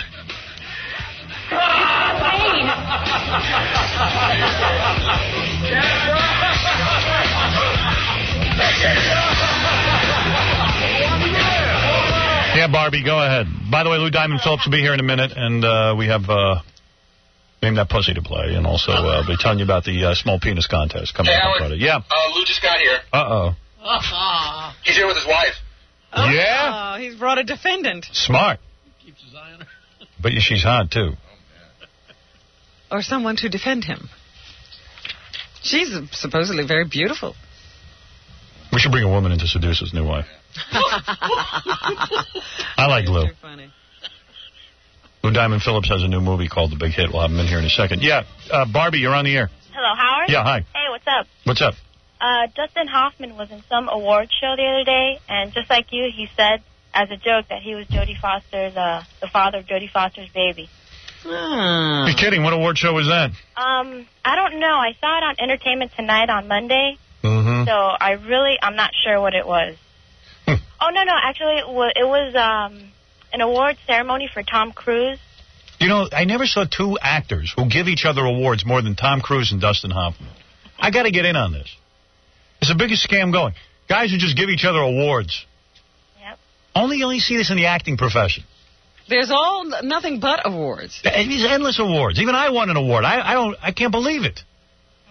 That I would be given an award. There are 10 billion award shows for people who act and entertain. Yep. Porno people get awards. Well, you know, I'm just thinking about this. The country people have more awards than anybody. And they never used to get awards. They created so many different organizations, and all of them give awards out. Porno stars get awards. I was going to play the tape of the Porno Award, the Lifetime Achievement Award for Christy Canyon, but I can't recue it. Oh, dear. I need help. Nobody jump up. Okay. Freddie, just do me a favor. Just rewire that tape one, will you? Hey, Howard. Yeah. Also, F. Laura Schlessenberg. Thank you. F. Laura Schlessenberg? Whatever her name is. Thank you. Never heard of her. Yeah, neither had I. Until she started using my name. Ridiculous. You got that up there, Freddie? Too hard? Oh. That's okay. I got Lou Diamond here anyway. Now? You want to bring him in now? I don't need anything, Gary.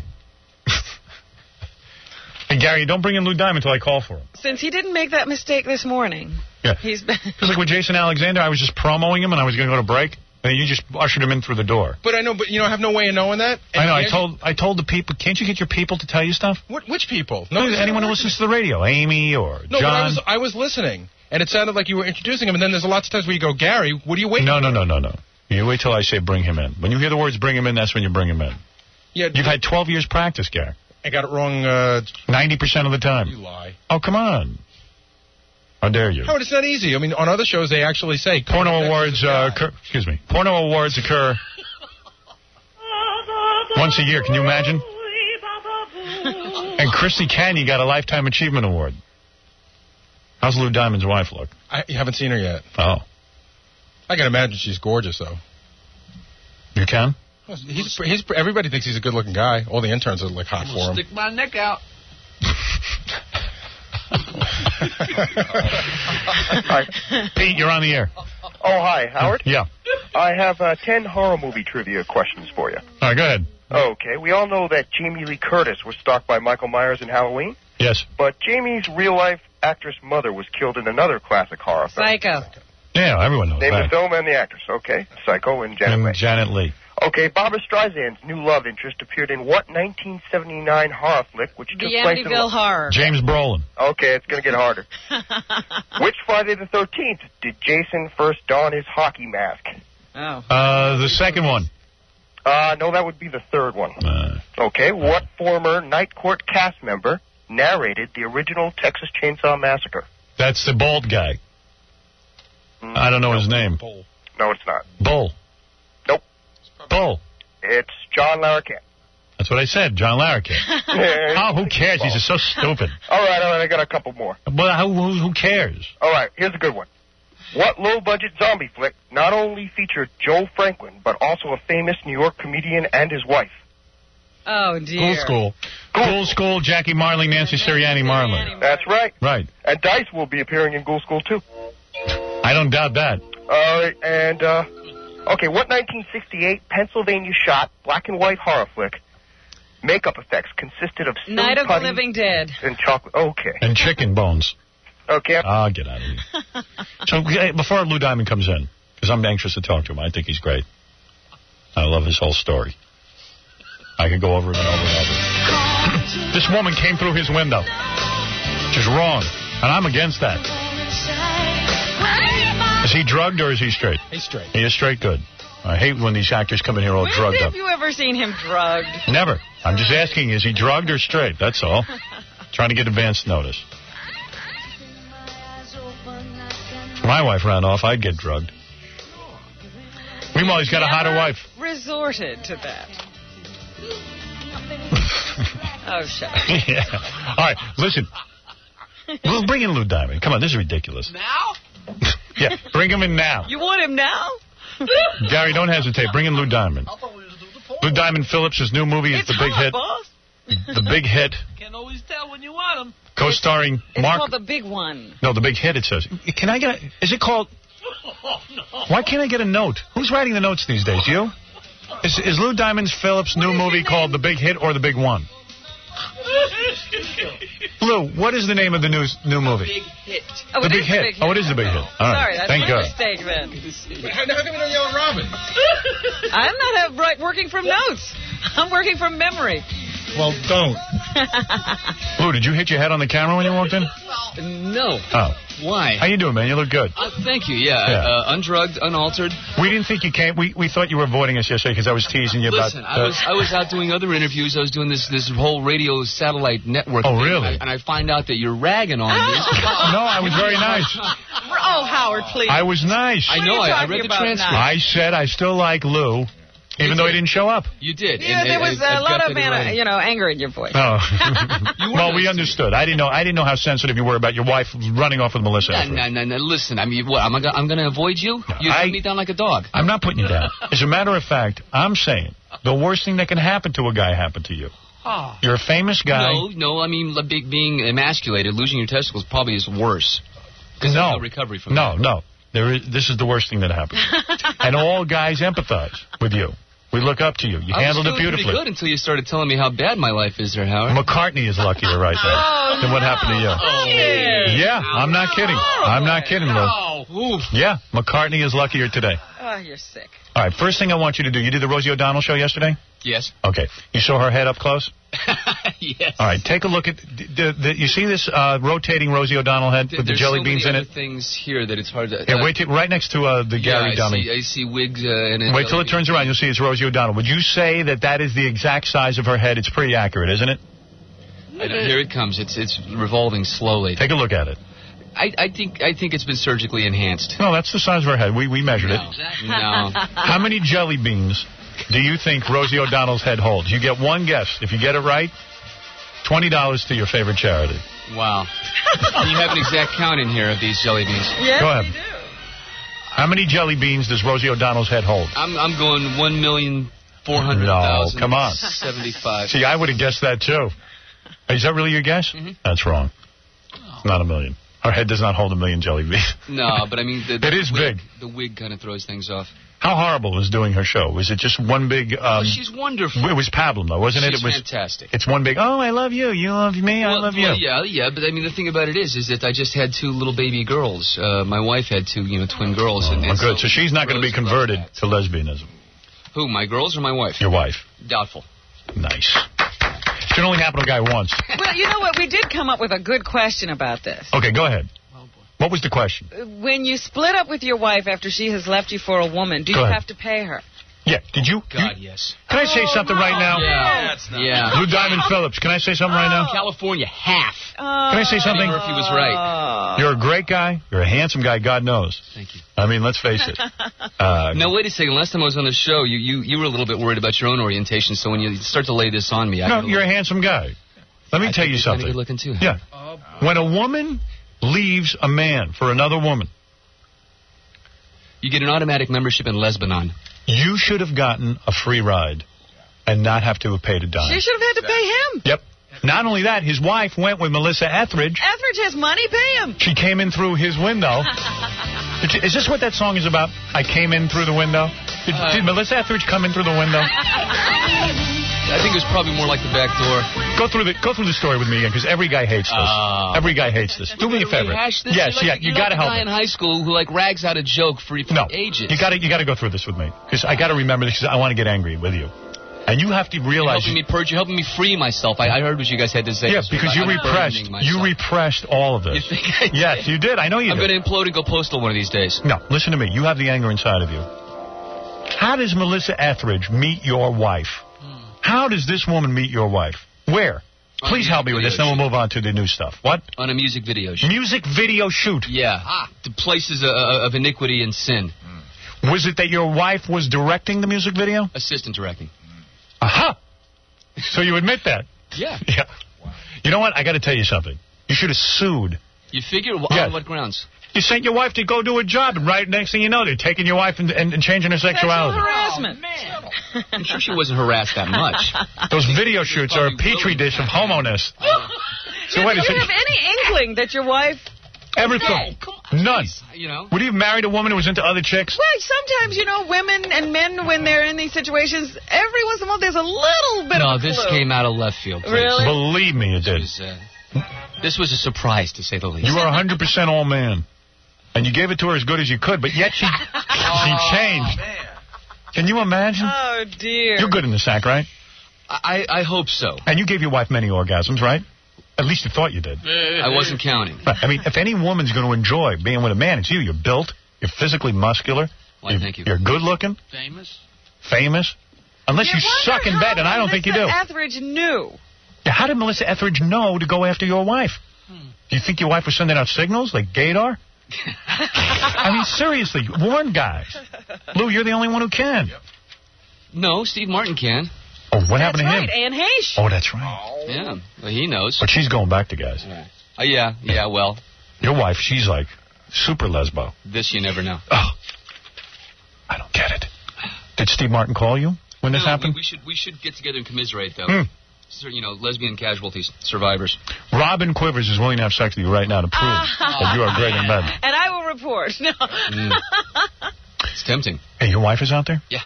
I got to meet her. No, you don't got to meet her. You can't bring her in? Time.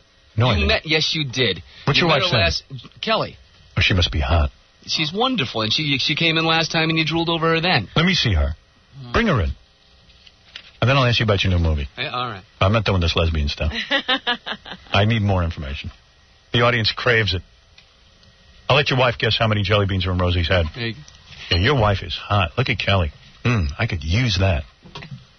I'm no woman. You seriously don't remember when she was on the show last time? I do not. I now remember that she did come on once before. Hi there.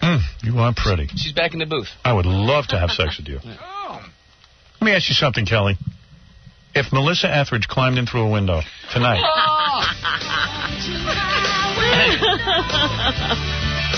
Hey, you smell good. Thank you. Not you, Lou. I told you this. I'm starting to get a little worried about the whole orientation thing. Man, you are cute. Where'd you meet her? Shooting pool, the Hollywood Athletic Club. No kidding. Yeah. Well, I never shoot pool. I should. Yeah. Wow. I got to become a movie star. You are a movie star. Oh, that's right. Yeah. Wow. And you have no lesbian tendencies? No. You never think about another woman? Is Lou great in bed? He is. What? We've been married 4 years now, right? Yeah, 4 years. You swear you're not going to go lesbian? Swear. If you ever did this to this gentleman, if you ever did this to this gentleman, yeah. All right, you would ruin him. No, I do. I make him sign a pregenital agreement at this point in my life. Did you guys sign a prenuptial agreement? No. No. You asked us the last time we were here. I didn't believe you that time, and I don't believe you now. He's losing it. He really. I know. You're going senile, Howard. I mean. You met her. You were playing pool. Right. And I sent him a shot of tequila. And then did you grab his pool cue that night? The first night? Yeah. You did? Yeah. Oh, you are loose. How old were you when you met him? Because you're a young girl. I was 25. 25. Just turned 30. Wow. Yeah.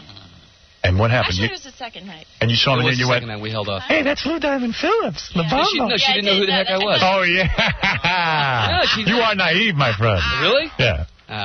Please. My wife left me for another woman. Tad, tell me how naive I am. Exactly. I have to tell you these things. No, you knew who he was. Being a grip. You knew it was Lou Diamond Phillips, the actor. Yeah. Yeah, of course. Yeah. He actually thinks you didn't know who he was.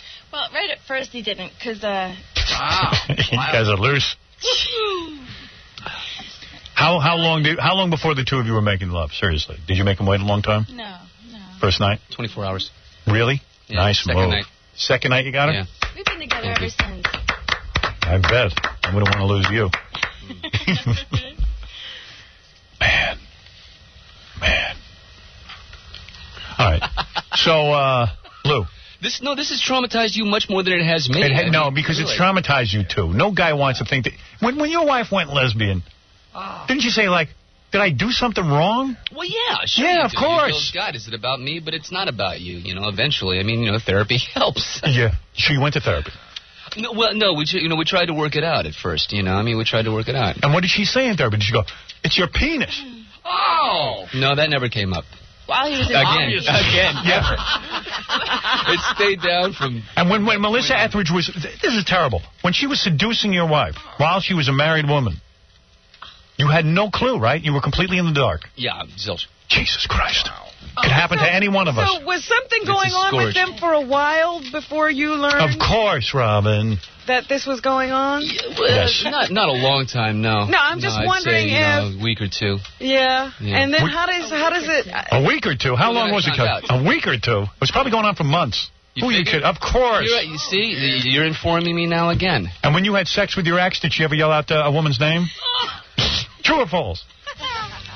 Because I'm just wondering now, how does she set you down to tell you this? 20 minutes before he goes to the set. Yeah. Now, that's even wrong. I mean, what judge would make you give up half your fortune for a woman like this? This woman is trying to impede you from going to work. Hey, let Melissa Etheridge pay the bills. She's got plenty of do-re-mi. You think I could get the money back? Hell yeah. Is that possible? I believe you could. You should have put up a fight. Unless the judges... I wasn't going to put up a fight. I was shocked. I was traumatized. They got you in a weak moment. Who was the judge on this case? Judge Chastity Bono? I mean, come on. Lou Diamond Phillips has got some dough. The guy's an actor. Been in some major films, man. What's your quote right now? My quote? Yeah. Give me a job. That's my quote. Couple of million a film? You get, what do you get? I say, but what do you get, $2 million a film? No way. You don't get $2 million a film? No. Really? Yeah. Anyway. I'm a working man. How much money did you get for the big hit? All told, yeah. Of course he can answer. Kelly, what are you doing now? Throw you out of here. Their lawyer can call me back, and maybe I'll have to give that up, too. Yeah, right. Excellent. Now, has your ex-wife ever met your new wife, Kelly? Yeah, they knew each other for a while. I bet you she was licking her chops. Looking to get a hold of you. No, she didn't get a hold of this poke chop. You are too pretty. Melissa Etheridge, I'm surprised she didn't... she thinks she could just go over to Lou's house and pick whatever woman she wants. She just goes over there and dates. Yeah. Man. Kelly, what are you, a model? I used to be. I bet. I'm into that. I seem to be attracted to models. Why is that? Imagine that. Every girl I see is a model I like. You're so different from other guys. It's funny. Out of all the professional women out there, I seem most attracted to models. Wow. I don't know why. I seem to click with them most. I get along with them the best. Not journalists or anything like that? You don't into them for their... Doctors, no. Oh. Models. Where did you model, Kelly? Here, in the city. In the city? Yeah. What did I see you in anything? I did a lot of stuff. I started with 4 children. I did a lot of... editorial, Mademoiselle. Really? I started young, so I went from the whole young Miss 17 into you graduate into L. Beautiful. All that for years. Oh, so proud of you. For 5 years. Proud to know you.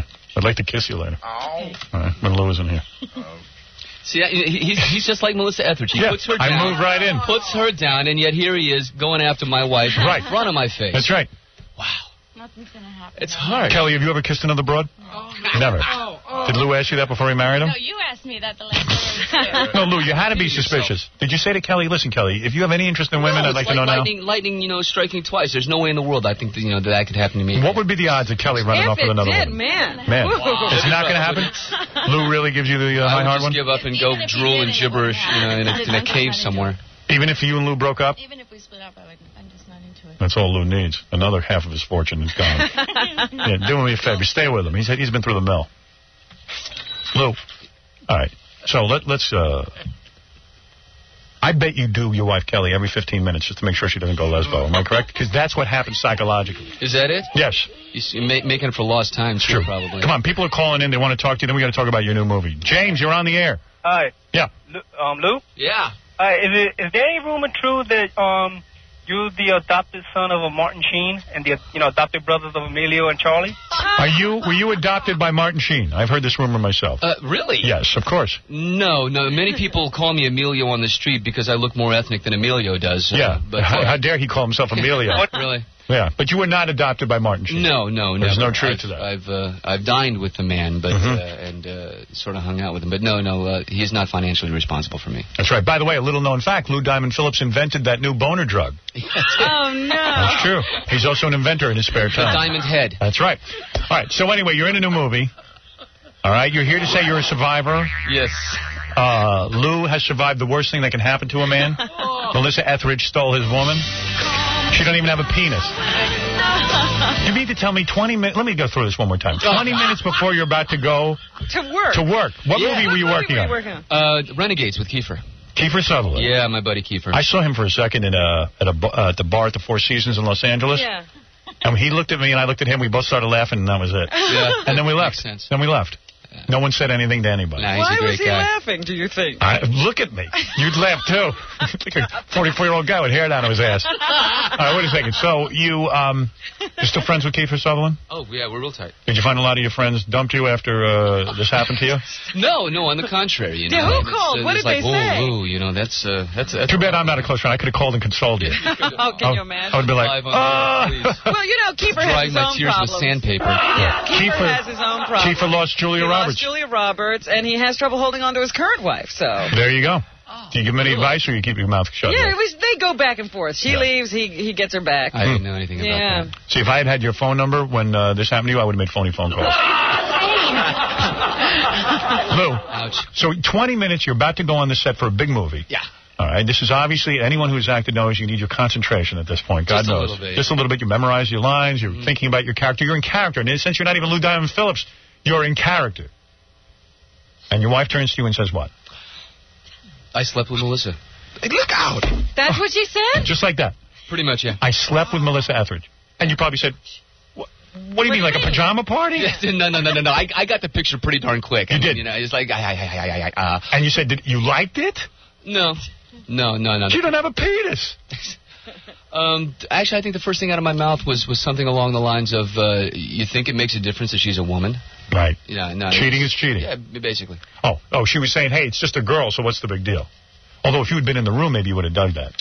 No, I doubt it. Not your thing? Yeah, that might have, I might have gone blind or turned into a pillar of salt or something. Kelly, for Lou's next birthday, are you willing to sleep with another girl in front of him? Oh, no. You're not? Oh, please. Right. Look, I mean, the guys back here are with me on this. Like, no, they're not. Believe me, I know them. They're animals. But I mean, when your wife comes to you and says that right before you go in a movie, that's pretty low. Honey, I have good news and bad news. I'm gay, and that's the good news. No, you know what I'm saying. Yeah, no, that'll and you said, listen, screw up your day. You cheated on me. That's it. It's over. Yeah. And you never gave her a second chance. No, we tried. You did? Oh, yeah, we tried. Oh, really? You slept with her after that? You wore a wig? I don't believe I did, actually. Did she make you put on a blonde wig? Yeah. You did not. You did not? No, but... No, I mean, did you... You tried to reconcile, but it was over. And thank God, because look at you and Kelly make a beautiful couple. Well, thank you. I'd rather be with Kelly. I've seen pictures of your first wife. She's nowhere near as beautiful as Kelly. I traded up. Sure. You definitely did. Did you ever cheat to get her back? What? During the time you were trying to reconcile, did you ever cheat? Did you ever perform fellatio on another man to say, hey, look? No. Never. I don't know. Thought if you'd have been around, I probably would have gone for that. No, you wouldn't have. You couldn't even find mine. Wow. An amazing story. No, that it never gets old. Crossed my mind. Really? Yeah. You are such a survivor. I see you're in good spirits. Your acting career flourishes. Howard just realizes he knows that he would be devastated, he would be shamed, and he would never show his face. I could never walk out of the house in public again. But you don't care. No, this is years later, man. I mean, I'm fine. I'm fine with it now. Everything's, it's not a problem. I mean, Do you see her? I know that, no, we're not. No, we don't speak. When you went into therapy, did the therapist laugh? No, it was one of those touchy, feel-good granola type situations. And you will not talk to your ex-wife? No. Interesting. Bitter divorce. Yeah. No, actually, we were friends for a long time. Why now were you not? Why were you now? You're the entire reason we don't speak. Are you serious? Yeah, it's great. Wait, tell me this. Oh, you and your ex-wife do not speak because of me? Yeah, pretty much. Because of you, but... Because you went on the show? You're the cherry on top of the sundae, basically. Hey, what happened? What's your first wife's first name? Julie. Hey, Julie, screw you. After what you did to Lou? And he was willing to talk to you? Yeah. You come on this show. What'd you say, Howard? What did I say? I don't even remember what I said. Oh, no. Hey, Lou's my friend. I stick up for another guy. Yeah. You never tell a guy 20 minutes before he's about to go to work that you're doing another chick. You don't do that. In my book. It can screw with your concentration. Oh, yeah. I think so. That movie could have been a big hit if it wasn't for you, honey. That's the entire reason that film flopped.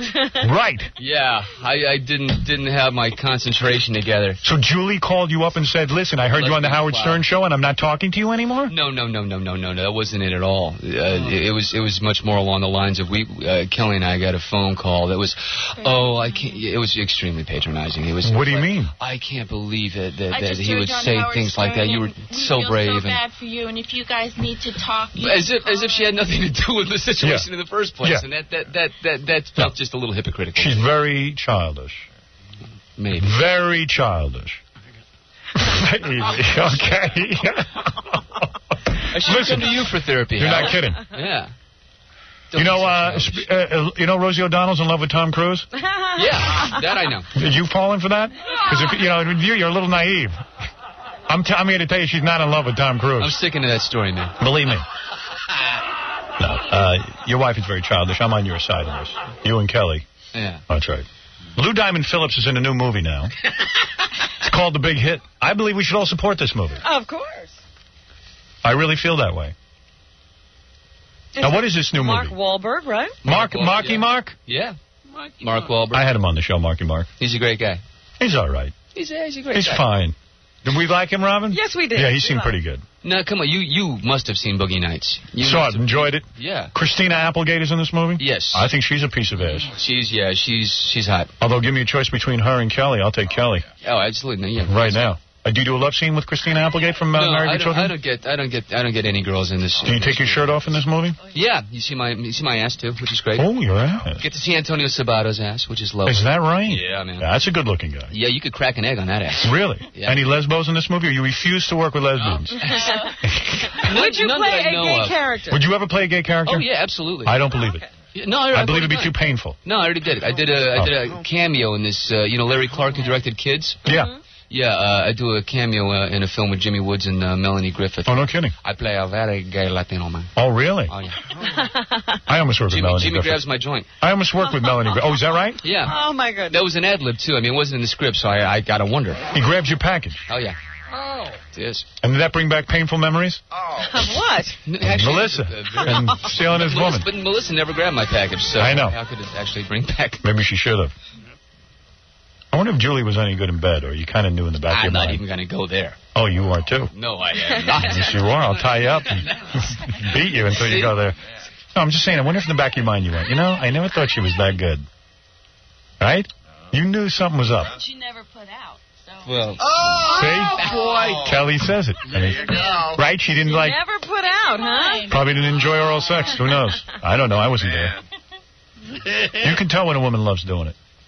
I've accused my wife of being a lesbian many times. I have. I don't feel she totally enjoys me. I said, I think you're gay. And every time we make love, I tell her I think you're gay. And she goes, why do you have to... That must be a fun lovemaking She always says to me, why do you have to berate me during lovemaking? I said, because it makes you move better. You feel like you have to work harder. Trying to get away. It's like rodeo sex. She says things like that and then holds on for 8 seconds. And I always say it to her. Every once in a while I go, I bet you're gay. That's such a turn on. It works. Makes him work harder. What was that, Kelly? Who's snorting back there? I think it's Jackie. Jackie has a breathing problem. He's a very attractive man. He's part bulldog. Kelly, I can't take... They hide behind all these monitors now. Your last studio, they were visible. You could see them. Right. Huh? Yeah. Well, they're we like got smart. Nobody enjoyed looking at them. Wizard of Oz back there. Those two are no models back there. Kelly, you are more beautiful than I remember. Oh, thank you. I mean it. And if you ever feel like talking to someone privately about what happened to Lou, I would talk to you. Anyway, I can tell you enjoy sex with a man. I can see that in your eyes. Oral sex with you would be heaven. Beautiful lips, yes. Oh, it's incredible. You're probably like a baby bird. Oh, now I have to shut up. I see. Yeah. I see. It is incredible, right? You're probably like a baby bird hungering for food. Beautiful. It's a beautiful visual. Anyway, Lou, the new movie, give us a synopsis so people know what they're going to go see. It's an action comedy. Action comedy? Action comedy. Very funny stuff, actually. You're going to dig it. Robin saw it. You saw it, didn't you? No, I didn't get to see it. I thought they told me that you made it to the screening. No, I didn't. Oh, that's a shame. You didn't see it? No, Darn. I haven't seen it yet. I've been trying to get there. Well, because I thought you would dig it. Is it getting good reviews or it hasn't been reviewed yet? No, I think the reviews come out Friday. I see. Opens this Friday. Yeah, opens this Friday. Yeah. The movie is called The Big Hit. Right. And it is an action comedy. Yeah, a bunch of hit men. Myself, Mark, Antonio Sabato Jr., Bokeem Woodbine. Yeah. A lot of guns. A lot of guns, a lot of killing, a lot of blood? Yeah, but a lot of comedy, too. Really? Blood and comedy. Like a Bruce Willis kind of thing? No, it's not smug. I mean, it's more like Animal House. I mean, it's I see. it's an out-and-out romp kind of a thing. Good. The game that couldn't shoot straight kind of a thing. Very nice. Yeah. Hope it's a big hit for you. The big hit. Lou Diamond Phillips. You just finished with a run on Broadway. Yeah. The King and I. Yeah, I'm here for what, a year and a half, and you don't come to see the show? Yeah, why didn't I go see that? I don't know why you didn't go see that. Well, why don't you put yourself back in there? I'll go over. Yeah, maybe I just screw back in. I mean, why would I do that? You shaved your head for the part. The sides. I went the sides. I kept it a little top notch. True dedication. Yeah, wow. You do what you got to do, Howard. But Kelly's looking at you with the look of love, boy. That is no lesbian sitting next to you. No. Right. No, fortunately for me. Like you said, it would devastate me. You're proud of Lou, right? With all his acting and everything. Yeah, I tell you. I can see that. Your eyes are sparkling. My love. My love. Anyway, congratulations to you. The new movie, The Big Hit, go see it on Friday. Lou has revealed all. No, I haven't revealed all. I hope that you come back and reveal it again. I never get tired of the story. Is there a word that you can say to guys out there, Lou, and this is a prevalent problem. Say something of inspiration to guys who lose their women to another woman. Can you say something to them out there? Wow. To go on, to pick up the pieces. Right. To find yourself a model. Shed the necessary tears and realize that, you've done it. It's not about you or your penis. Good. It isn't you. It's the woman's problem, not the man's. Exactly. It's not something that you have. It's something that you don't have. And believe me, that's good advice for all out there, Robin. Yeah. Very good. And Kelly, one day I'd like to hold you in my arms, even though you're Lou's wife. And I would like to tell you to ride your Appaloosa horse, just like Paul McCartney said to his wife. And we'll see the Bluebells together. And by the way, Sandra Bernhard just called. She wants to meet Kelly. Oh! No, she's a fan. Oh. Anyway, thanks, Lou. Always good to see you. Glad you came in. The movie's called The Big Hit. Go check it out this Friday. Christopher? Yes. Hi, it's Brian Williams again. I was just curious to know what you've learned and where you've been in Paris since we last spoke about 12 hours ago. Yes, well, actually the paparazzi that were in pursuit of the car in which the princess and the others were fatally wounded have been apprehended and are being held in custody in an undisclosed location here in Paris. And I understood it was a charge that was strong enough to allow French police to hold them for a few days if they need to, correct? That's correct. The speed of the car was reported to be well over 90 miles an hour, and it is now being reported that Princess Di instructed the driver to drive at this high rate of speed so that she may get to a video store before closing to rent private parts from Howard Stern. Who is reporting that? Newsweek magazine, sources of yours? Yes, all the news reports are reporting that. She was trying to get to a video store to rent private parts before closing, so she was watching. Interesting. Here in the States, the initial reports said they were driving at a high rate of speed, both because they were en route to Dodi's apartment and because of being chased by the paparazzi. Just to back up a second, point of clarification, anyone who might have misunderstood, we just fell victim during a period of great sadness, the loss of a princess, apparently a devotee of a shock radio jock here in the United States has chosen to pick this time period to make a prank phone call as to be identified as a Newsweek bureau chief in Paris, with whom we've spoken to 12 hours earlier. Our apologies for passing along false information. Datek Online. This is another great website to go to. Really great. DATEK Online. You go there, right, Stuttering John? Yeah, it's great. What is so great about it? Well, first of all, it gives you real-time quotes, so you know exactly what's happening right as it happens. In the stock market? Yeah. On the market, yeah. I'm sorry, I'm just stuttering a little bit. Yeah. Doesn't help that Fred's also doing an impression of you, I see. It never helps. Right. And it's $9.99 for any trade? Cheapest way to trade, because even the cheaper brokerage firms is like $30, $40 a trade, you know?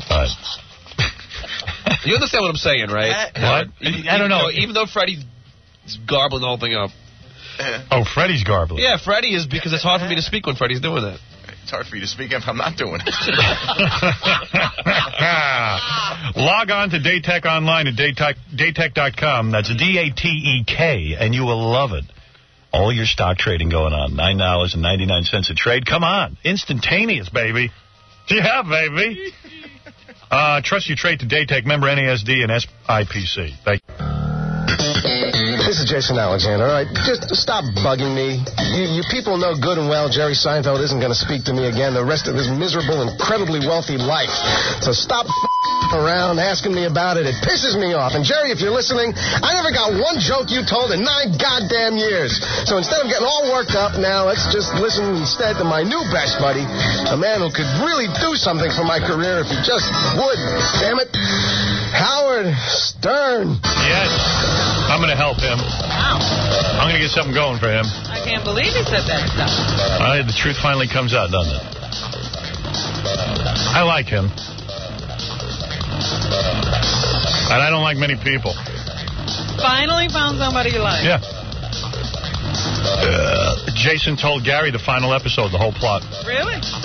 Swore him to secrecy. Are we going to announce that? Yeah, maybe later today. In this coming hour. Because we're the only ones who know. Baba Booey's butt, lips, and breasts. Don't miss tonight's Powerhouse episode when we examine Baba Booey's unusual body parts. See why Gary's chest is cubed out on the E! Show. See Gary drop his pants to reveal the true size of his butt. Plus, the first time ever on TV, Daniel Carver KKK movie review. All that tonight on the Mighty E! program. We waiting to do the news? We're going to wait another break? Yeah. Okay.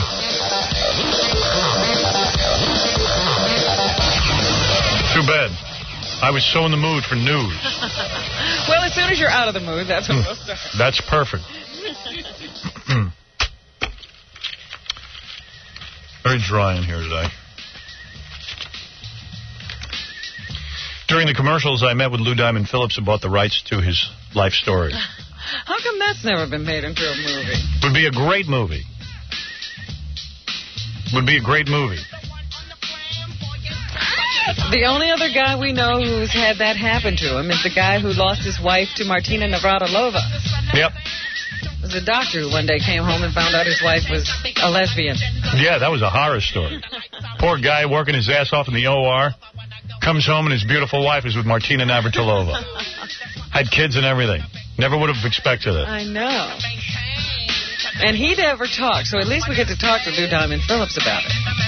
I wonder if Lou spits on lesbians in public. Do you think he became anti-gay? I believe he did, yes. That's not him talking, that's me. I don't know.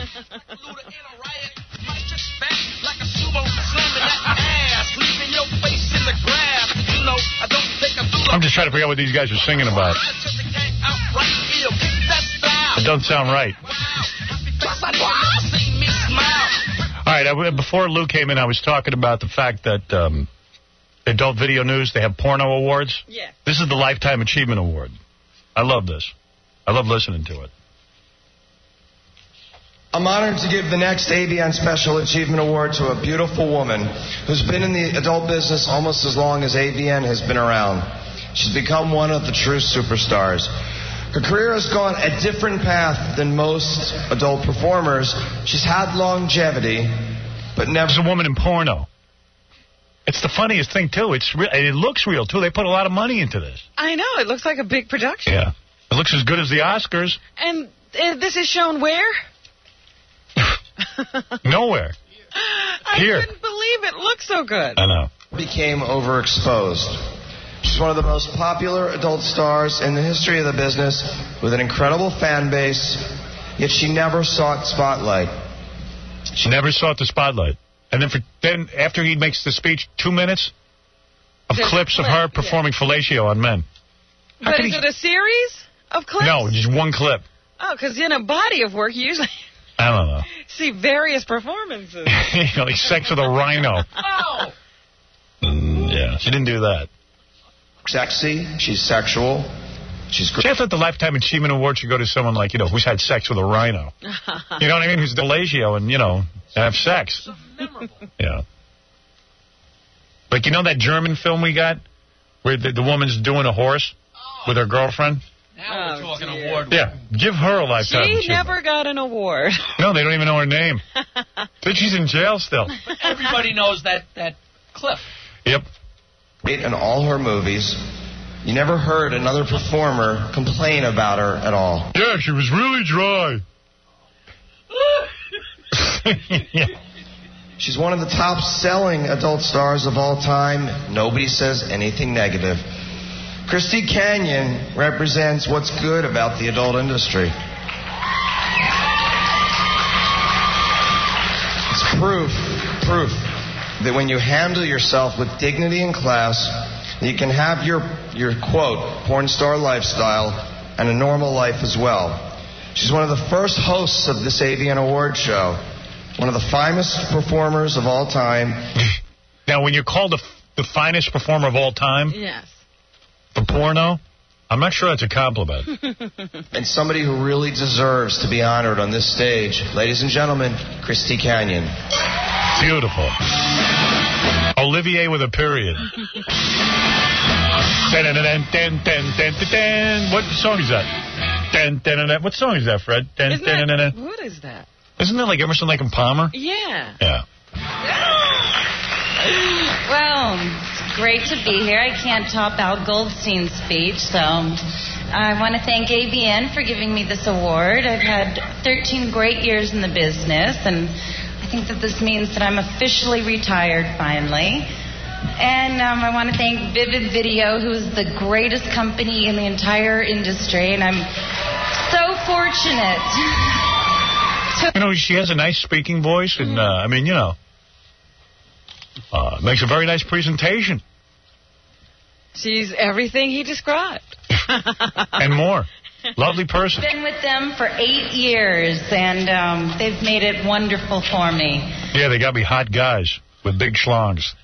I also want to thank my husband for being the best. Who knew she could talk like this for once her mouth isn't full? His husband. Nobody heard her talk. You guys get the great packages and the edited version. He gets the real thing. Lucky him. And I also want to thank my best friend Victoria Paris and everyone out there who's made my 13 years wonderful. So thanks for everything. Yeah, baby. And, of course, Rob Black. Absolutely.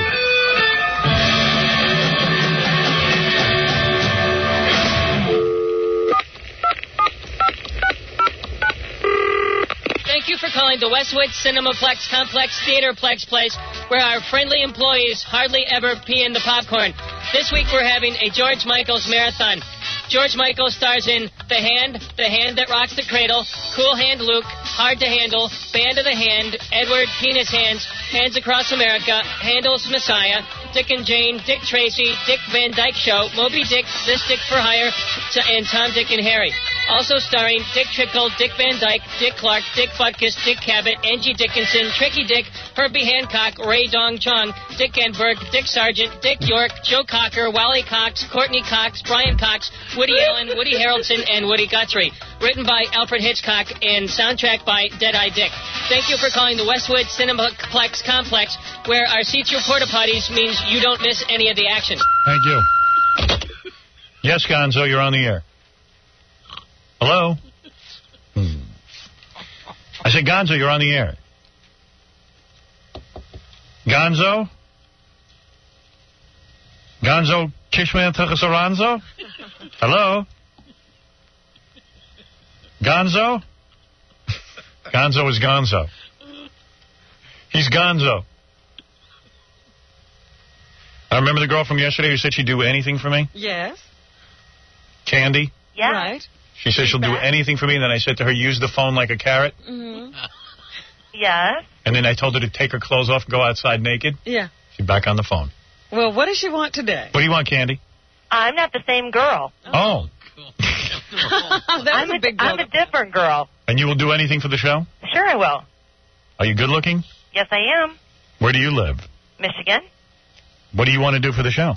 Whatever Howard wants me to do. You're talking to Howard. Oh, hi, Howard. No, she isn't. Why are you misleading the girl? Pardon me? Just for the fun of it. This isn't Howard. I'll get Howard. Hold on. Thanks. Hello, this is Howard. Hi, Howard. What are you I doing? want to tap the carrot girl. Hold on, I'll go get him. We had to put on a phony Howard because we wanted to make sure you were for real. All right. Can now you please this is hold? The real Howard. Now here comes the real Howard. Hold on. Okay. Okay? Hello? Hello? This is Howard. This is not Howard. Yes, this is Howard. Would you go Howard? get the real Howard? All right, I'll go get the real Howard. Hold on a second. You were right. That wasn't Howard. Okay. Hold on. Hello, this is Howard. Come on. Would you put Howard on? All right, hold on 1 second. Hi. Hi, this is Howard. Hi, Howard. Hi. Hello?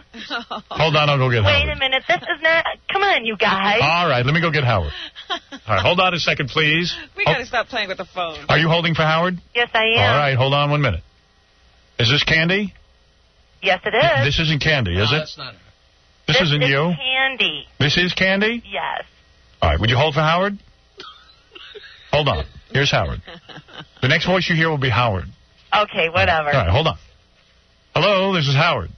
Hello? Hello? Howard? Yeah, this isn't Candy, is it? This is Candy. Can you please get the real Candy? This is Candy.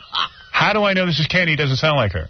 Well, you've never There was a heard different girl on the phone before. It sounded more like Candy. I know. She looked like some singer or something. I look like Jamie Lee Curtis. Okay, hold on for Howard then. Thank you. All right, we weren't sure it was you. Hello? This is Howard. Hey, Howard, baby. Hey, is this Candy? Yes, but this isn't Howard. All right, hold on a second. I'll go get the real Howard. All right, hold on 1 second. Hello? Hello. Hi, this is Howard. Hi, Howard. How are you? I'm doing great. Is this Candy? Yes, but this isn't Howard. All right, hold on. I'll go get him. Hello, this is Howard. God damn it. Is this Please, ma'am, don't curse. Okay. Well, all right. Is this a man or a woman? Yes, this is Howard. This is not Howard. Hold on, I'll go get him. All right, I can see you really know who Howard is. Hold on. Hi, this is Howard. This is not Howard. No, this is Howard. You insist on speaking to Howard? Hello? Which Howard did you want? Howard Stern? I want Howard Stern. Oh, why didn't you say that? She wants to talk to Howard. Okay, hold on. We'll get you Howard Stern now. Okay. Hello? This is Howard Stern. No, it's not. Yes, it is. Hi, Howard. Hi, how are you? I'm doing well. All right, now you say you'll do anything for the show? I sure will. All right, then hold on for Howard. What number are you calling the radio station? You guys are messing you have with the wrong. my head. No, you have the wrong number. We get calls here all day. Yeah, our number is very close to Howard. What number did you dial? 1-800-44-STERN. No, but you didn't dial that number. You didn't dial STRN. You hit something wrong. Yeah, you probably didn't use an N. You probably hit an M. All right? All right. Can you call back? No, I'm not calling back. All right, thank you. All right.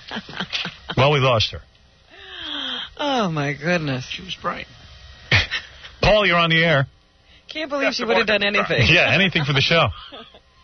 Good morning, Mr. Stern. Good morning, Paul. I'm calling concerning a reference to yesterday's program.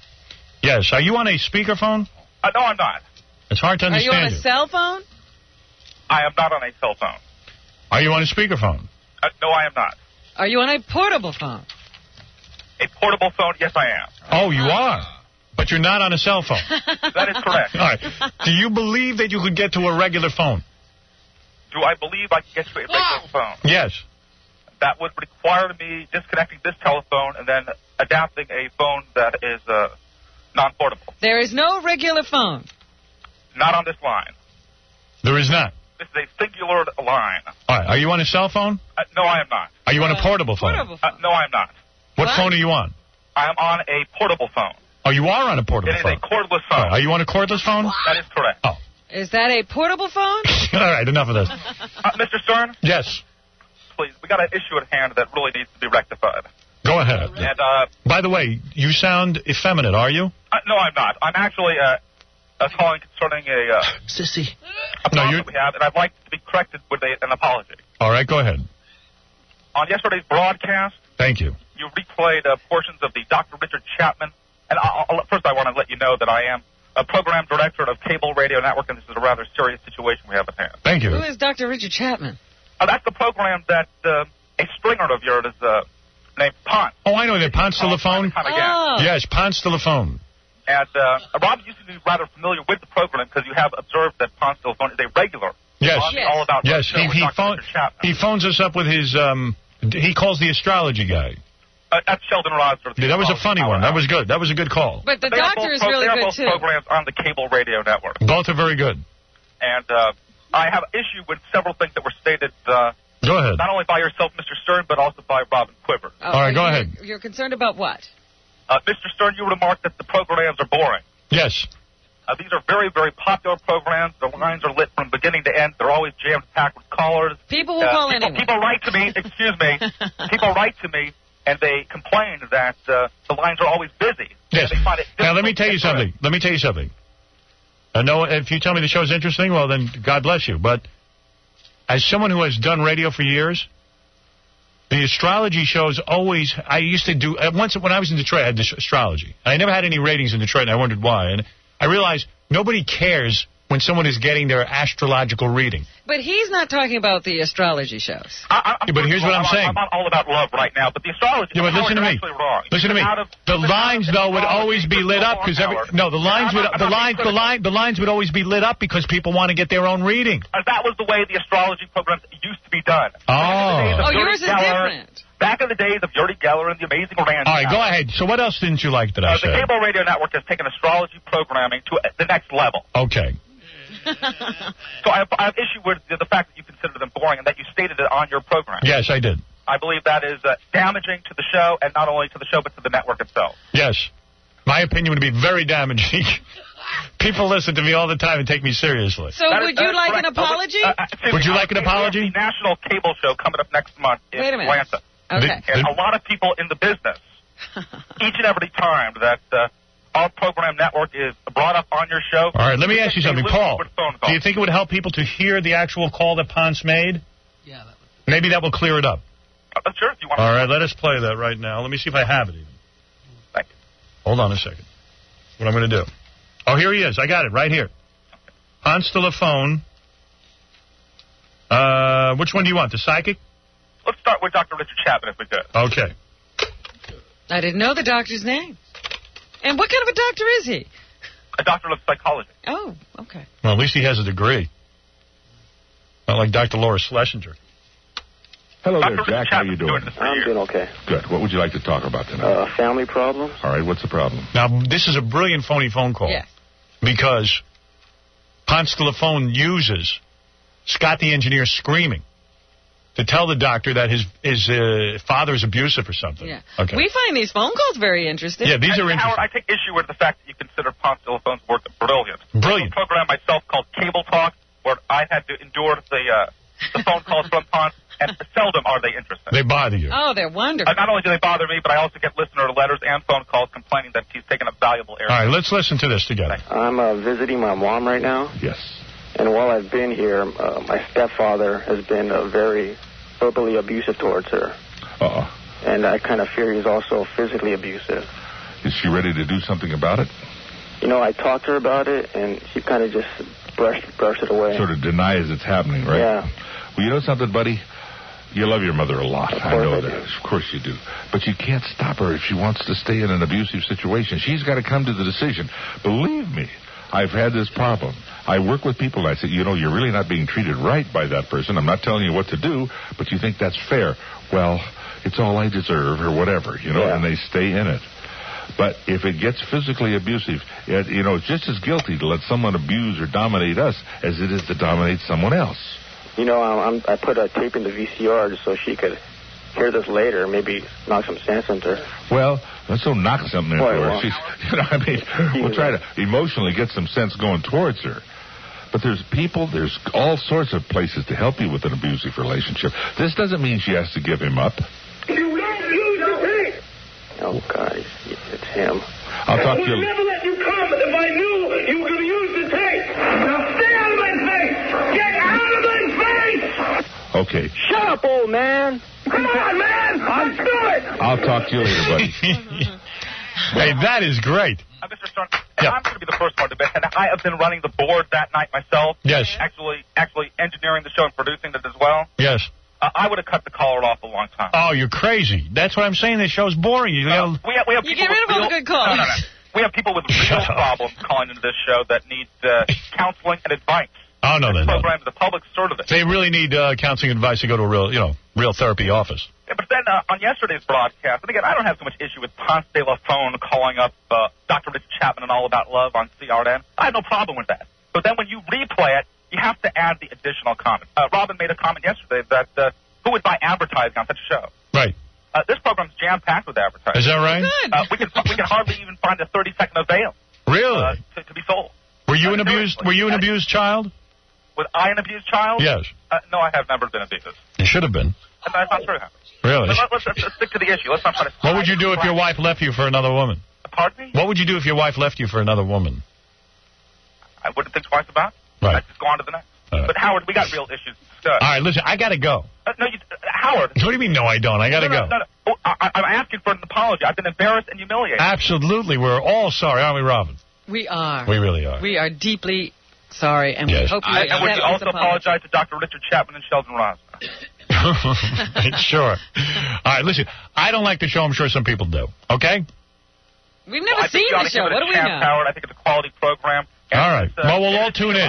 We'll all tune in. Into the sea of hot talk radio, Howard. I can't take that guy. He was serious? Yeah. He was getting all worked up. Hey, anyway, listen. We're going to come back and do the news for you. Yes.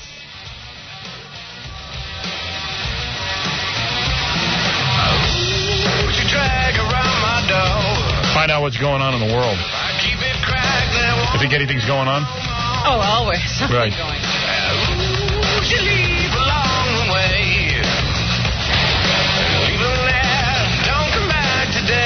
Hi, this is Willie Nelson. I'd like to talk to you about the evils of marijuana. The only problem is there ain't any. And now from the top of the Howard Stern building on the Stolen Vehicle Police Recovery Network, it's a man whose singing carries less melody than my belches, Howard Stern. Okay, want to do some news? Yeah, you were a young buck then. Yeah, that's right, man. Give it away, give it away, give it away now. Give it away, give it away, give it away now. Give it away, give it away, give it away now. 1, 2, 3, 4, 5, 6, 7, 8. Give it away, give it away, give it away now. Give it away, give it away, give it away now. It's the best song they ever did. Red Hot Chili Peppers.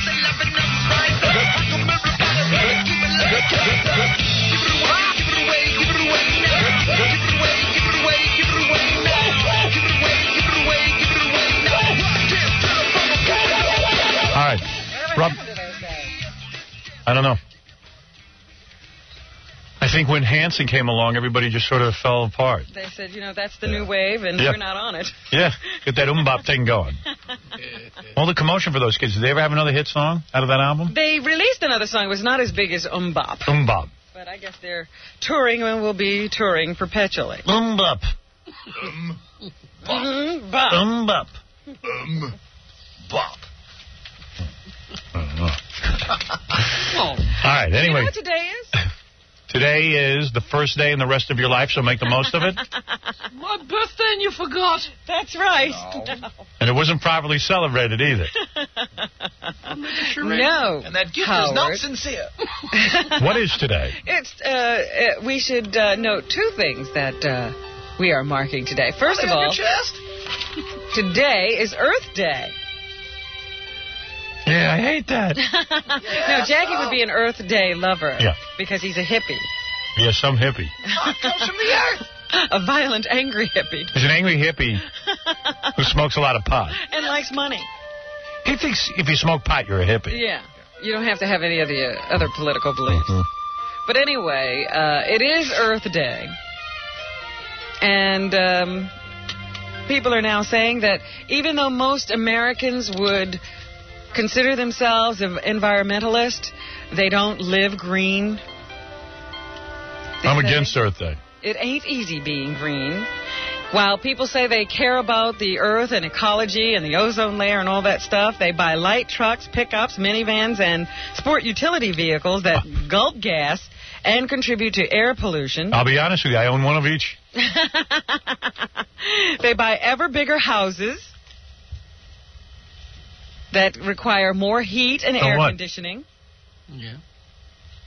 You know, Earth Day was started by a guy who killed his girlfriend? Enough That's said. right. What? Enough said. They shun green products such as non-hazardous cleaners. Instead, they buy the more toxic brands. They're the only ones that work.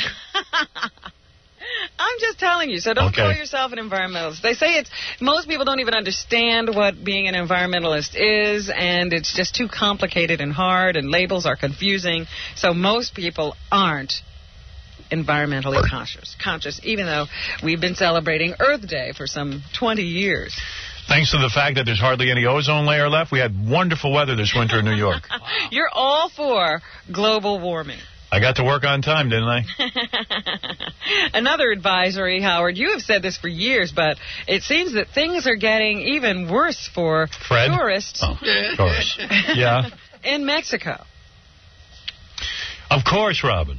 5 Americans have been murdered there since December. I have been ostracized.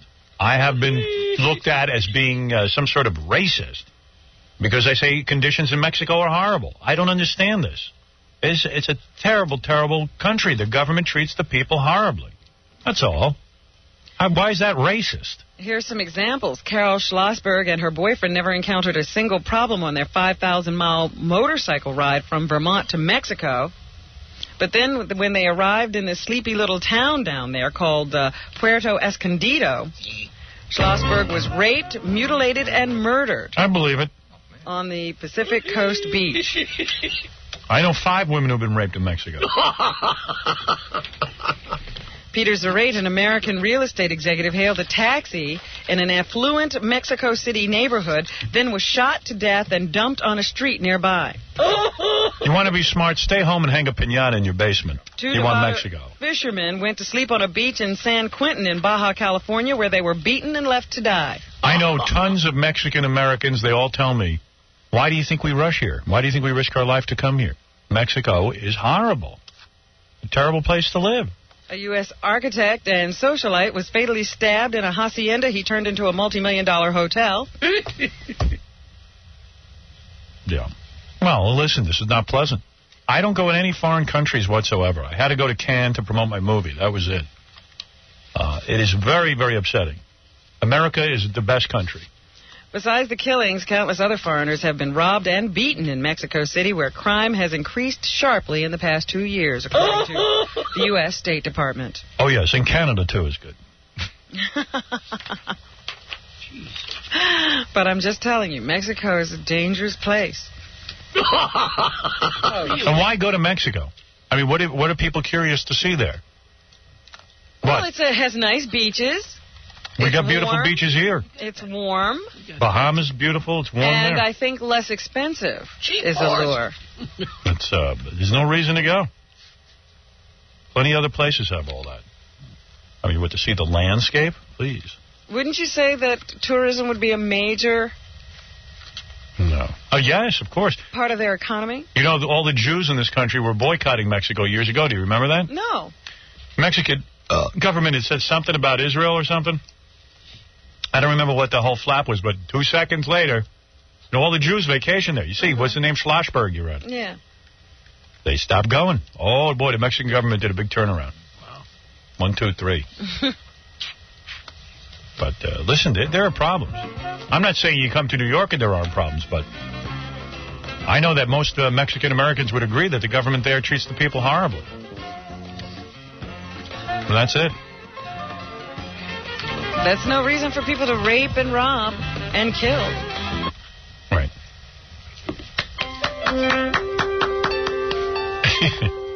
You have a fan in Jackie. He applauds everything you say. She makes a point. She makes a point. There you go. I didn't see any particularly wealthy people in India, and they weren't killing you. Right. They're too hungry to kill anyone. Bite you. Bite? They believe the cow is sacred, but I don't think that means people are. Paul McCartney has issued his first public statement about the death of his wife of 30 years, Linda McCartney. Very sad. His grief-filled statement was released with photographs taken by their daughter in Linda's final days as a tribute to their long relationship, which was unusual in the world of rock and roll. What an unusual family. Everyone was taking pictures of each other. Everybody was, into photography. Linda became a photographer. She took pictures of Paul. That was her job. And then her kids took pictures of her. Yeah. I don't think you walked around without a camera in that house. Paul said, I was privileged to have been her lover for 30 years, and in all that time, except for one enforced absence, I now learned that he was in jail in Japan for a night. Yep. No. We were never apart for a single moment, a single day, a single night. Could you imagine the horror? He says that when people used to ask him why they spent every day together... What did he say? He said, why not? Oh. What else would you do? That's a bad answer. It's not the answer your wife wants to hear. Well, since she was there, she was always listening. He's got to be ready to go out and date now. 30 years with the same woman. He says, Linda was and still is the love of my life. But don't you other girls run away. Yeah. He said that the end came as he said to her, you're up on your beautiful Appaloosa. It's a fine spring That's no day. thing to call her ass. Oh, stop it. Talking about her horse. Oh, okay. You're up on your beautiful Appaloosa. He held her in his arms as he said day. this. Yes. You're riding through the woods. The bluebells are all out. What are bluebells? And the sky is clear blue. They are flowers, I imagine. Isn't that nice? Isn't that nice that he felt that way about his wife after 30 years? I had barely got to the end of a sentence when she closed her eyes and gently slipped away. Wow. Is she somewhere else, Robin, or is she gone? How would I know? You know the answer. You know everything. Call the singing psychic. You know all about animals. Call the singing psychic is what Fred said. Maybe Linda's now going to be a guide to some psychic. Yeah, she's all right. Yeah, she's not dead. Oh, yeah. Oh, yeah. She's in another place. Oh, yeah. Oh, yeah. Yeah. Yeah. Paul will get married again. Yeah, Uh-huh. I see Paul get married again. Uh-huh. That's right. It'll be a Spanish woman this time. Oh, yeah. Mm-hmm. I see a Hispanic with olive skin.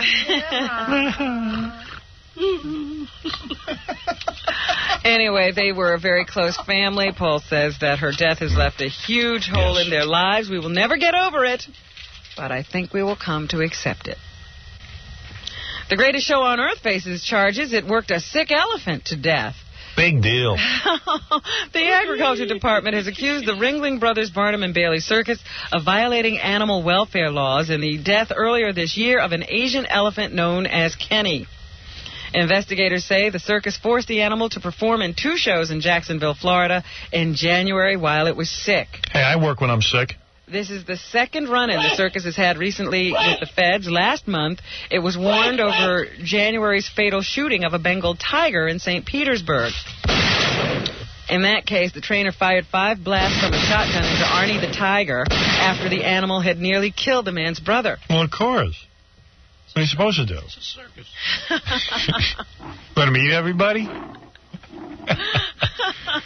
Well, of course. Come on. You know, a lot of people are now saying, why can't it all be like Cirque du Soleil where they don't have any animals? Because it's boring. Cirque du Soleil is not boring. You've never seen it. It is beautiful. Jim, I want an elephant. I'm not saying anything about whether elephants and other I'm not saying Cirque du Soleil. I'm not saying Cirque du Soleil is boring. I'm saying... What you just said. No, I'm saying Ringling Brothers Circus would be boring. It's a good circus. I like seeing animals. So 1 elephant died. It's worth it. Yeah. Where are kids going to see elephants? On TV? At the Animal Kingdom at Disney. Those elephants are better off in this country. You know what they do to them in Africa? They take their tusks and pray to Satan with them. They just leave them there to die. They eat them to get erections. Oh. And they leave the rest of the carcass. They rot away. Yep. That's right. Huge carcasses just lying there. Nobody looks at both sides of the story. And let me tell you something. There's accidents at these other circuses. How about when the trapeze artist flies to his death? You like that? Nobody cares. Nobody cares, though. No protests. The flying Valendas don't even exist. I think there's 1 left. He's got a sore foot.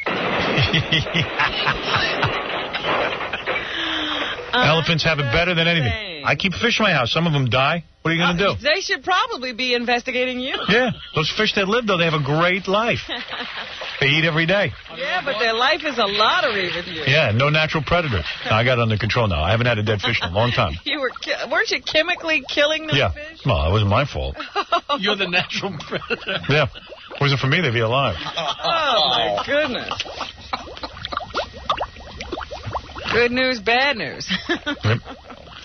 Man, live in a nice man will always try to have predator-free tank. Man will always have animals to experiment with.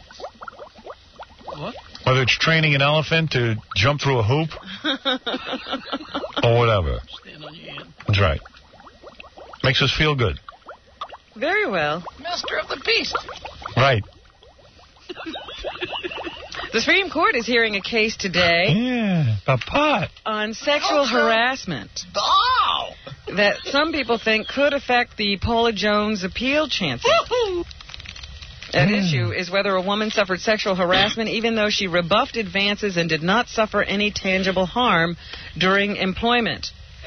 Apparently, this woman was approached by her boss who made sexual suggestions and touched her inappropriately.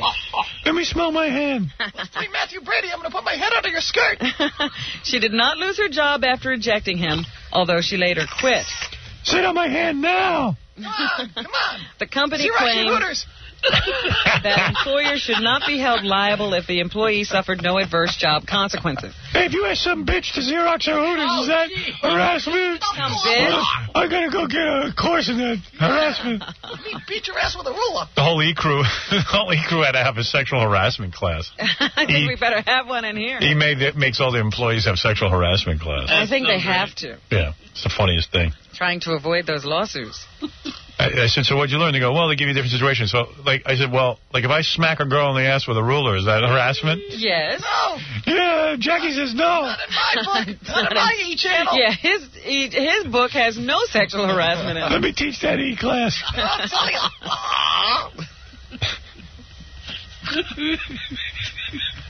Let me get this straight. You mean to tell me I can't hit a girl in the ass with a ruler? Why not? This isn't going to work. Well, we'll see what the Supreme Court has to say about this case. That's right. How am I going to meet girls? Meanwhile, has a supporter and a predecessor. I'm going on. My right to molest. On at least one issue. George Bush, the former president of the United States, has written a letter to the Secret Service saying agents should not be forced to testify about what they have overheard or seen in the Monica Lewinsky case. Having a party back there. I know, they don't even care. No. What did I just say? I don't care. I don't care. You said Bush, and I'm going for it. They want the Secret Service to testify in the Monica. Very good. You said Bush. They said, no, don't do it. Oh. No. Say Bush again. President Clinton, meanwhile, heads to West Virginia today to mark Earth Day. Guy's 50 years old, still giggles when he hears Bush. The president will helicopter to Harper's Ferry to help volunteers repair a section of the Appalachian Trail. Say Bush! Say it again! Xerox my Hooters! If you're going to talk about animals, talk about beavers. Say beaver! The world's young are rapidly being swept into the AIDS epidemic, Howard. What do you mean, Robin? You know? Yeah, I know. What about the AIDS epidemic? I say it's rapidly becoming an epidemic among the young. Yes, of course. How can the young experiment sexually? Where's the cure? According to a new United Nations report, every 5 minutes, one person between the ages of 10 and 24 becomes... Oh. No, every minute, 5 people between the ages of 10 and 24 become infected with HIV. Is that amazing? My ass hurts just talking about it. That's 7,000 young people contracting the virus that causes AIDS each day. And nobody thinks this is... I think the government should put up $1 billion for the guy who finds a cure. The study suggests that at least 1 in 3 of those infected with the virus is now under the age of 25. Wow. I'm safe. Eastern Europe is set to become the next epicenter of the AIDS crisis due to a sharp rise in drug abuse and unsafe sex. We better ship in a lot of Appaloozas, because I think there's going to be a lot of people holding their loved ones. It's completely out of control. A lot of people are going to be giving that speech. Is that what you're saying? I'm calling for a cure immediately. I know one of our fans will invent a cure. Well, I hope so. It's really just a horror. So get back to screwing. A horror for the young. And the world. Speaking of the young, Amy Grossberg, the high school girl, actually she was in college, who became pregnant by her high school sweetheart, and then delivered the child in a motel room and discarded it. Beaver! Is set to testify. There goes the baby through the window. Oh, stop it. Is that what's going on? That's what's going on.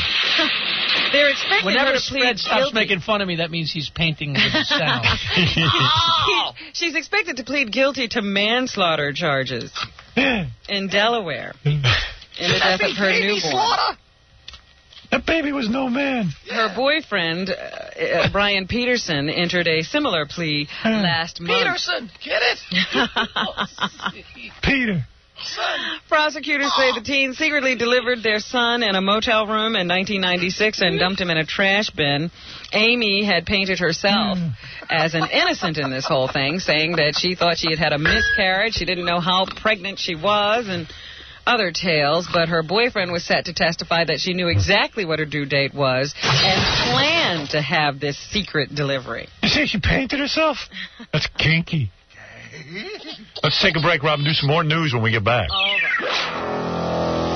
Howard Stern is known affectionately as the King of Slime Radio. Cindy Adams has the scoop and more. His name is Howard Stern. He's the bad boy of morning drive radio with a mouth that his mommy should have washed out with Brillo. Howard Stern Show. Hey, Howard, is this you? It's me. See, I've never heard this Mr. Stern's program. I know nothing about him, his sidekick Robin Quivers, Stuttering John, Jackie the Joke Man Martling, Fred Norris, Ganji Gorilla, Billy West, Gary Delabate, or Gay Rich, who stops by occasionally. I've never heard any of them, but what I do know of them, I absolutely detest. Okay, when we come back, we're going to play Black Jeopardy and Lesbian Validate. So stick around. The Howard Stern Show. Connie Chung and Emery King, two TV news people at their best. Good morning. President Reagan is thinking about changing his itinerary for his trip to Asia next month, and that might include cancellation of his visit to the Philippines. Emery King is at the White House this morning. Emery, has the White House more or less set the stage to scrap the trip? Hey, how do I know, Connie? Okay. Oh, my God. I'm very sorry, Connie. Good morning. The White House has obviously kept a very close eye on the situation in the Philippines. This is the Howard Stern Show.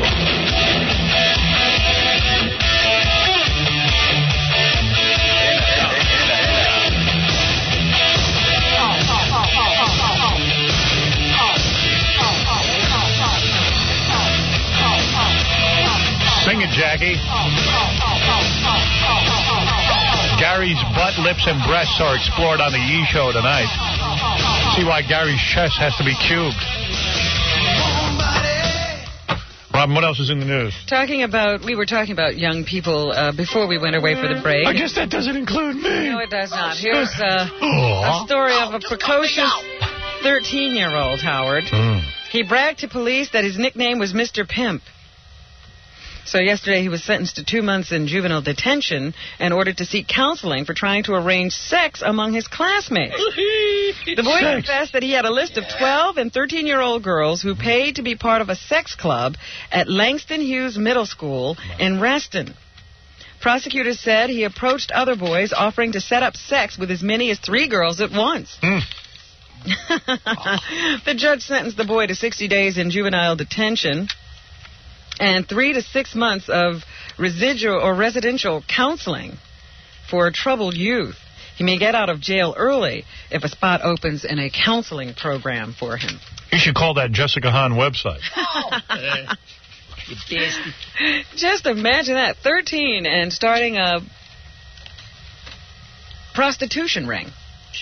He could retire by the time he's 30. He's an entrepreneur. Yeah, that was his junior achievement project. The woman who believes she's Bill Cosby's daughter is to report to prison today. Autumn Jackson will begin serving her 26-month sentence for trying to extort $40 million from the actor-comedian. She's to report to prison in Oakland, California. She's also pregnant with twin boys. You must be very upset.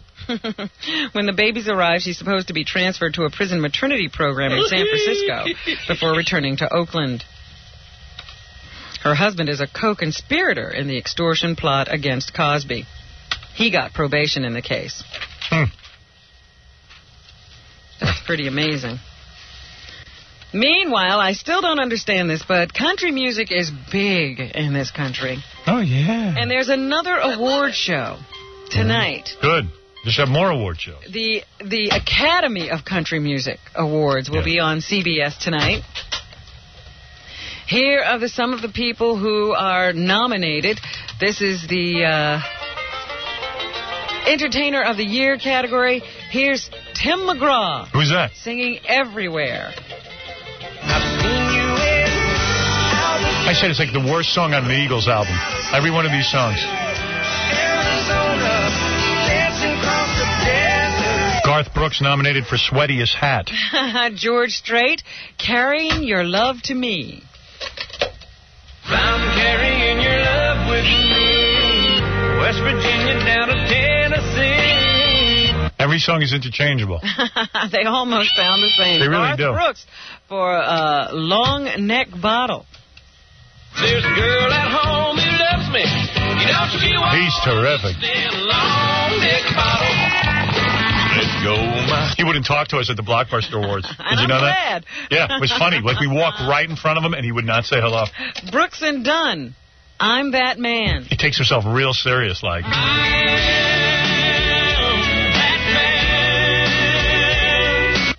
You got to be kidding. It's crap. Getting to be goddamn. And Reba McEntire, number 12. Here she is singing I'd Rather Ride Around With You. What are we doing? Isn't that what Paul McCartney said to Linda when he was holding her in his arms? Windows roll down. This sounds offensive to my ears. I remember when my station went country back in Detroit. Yes. Reba McEntire. It was the first time I ever heard that name because I had to announce her record. Right. I was like, now here's Reba McEntire on WWWW Detroit's W4. And then like I remember I took phone calls asking people how bad this song sucked. And then they said maybe you'd better leave. Garth Brooks says he doesn't understand award shows. You know, he'd rather people didn't have to compete like this, but doesn't mean he doesn't like to get awards. Please don't ever get the idea that I don't want that award. I want female vocalists at every award. He loves everything. Here's Colin Ray, who is nominated for Top Male Vocalist. He's telling us what this means to him. Well, this year I was kind of shocked. Last year I kind of hoped for it because I had a really good year, and I feel like I had a great album. Not just lots of hits, but lots of deep, meaning hits, and I really kind of felt like I wanted to be in that category. This year I didn't expect that because I know, going on forever. Going on forever. Martina McBride, whoever she is, she's nominated for Top Female Vocalist. What does this mean to her? I feel great just to be, you know, in the category. It's the first nomination in this category for this award show, and we're just thrilled. Oh, please, send them all on a vacation to Mexico. Tracy Adkins is presenting tonight on the award show, and he'll be presenting with Olivia Newton-John. Here's how he feels about that. I can't believe this. Didn't she die? No. Oh. This is one of the cool things about this business, you know.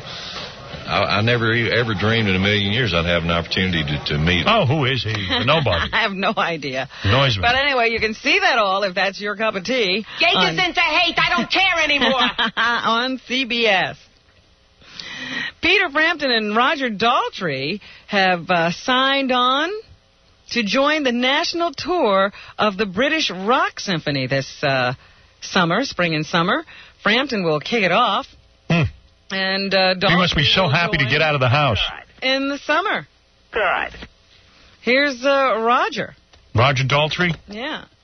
Is he concerned about performing other people's songs? Been doing it his whole life.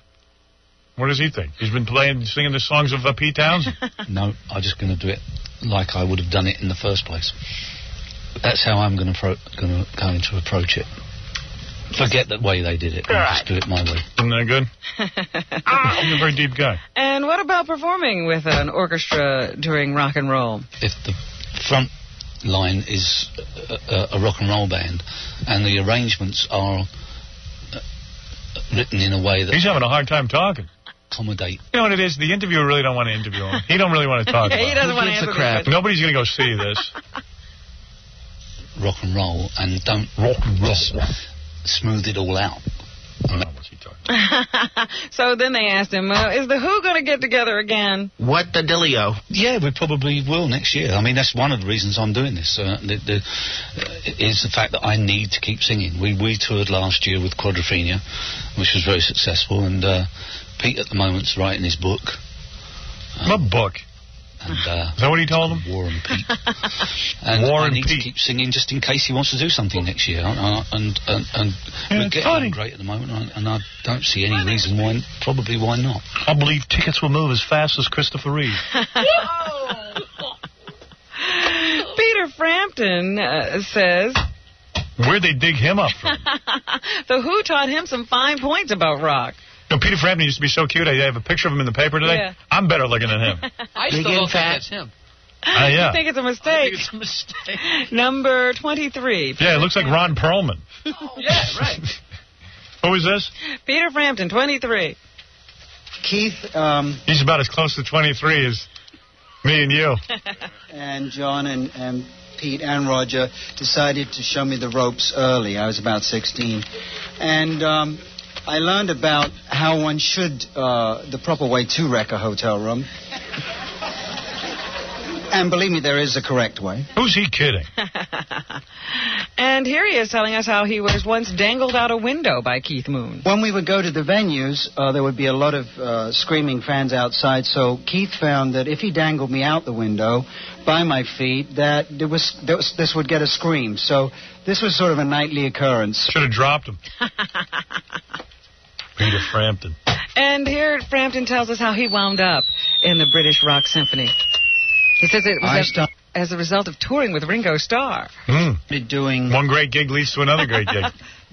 Norwegian Wood, because I was performing with the Beatle, and I thought, if I can ever do a Beatle number, now would be the time. Well, you did a Beatle number. You did it in Sgt. Pepper's Lonely Hearts Club Band, which ended your career.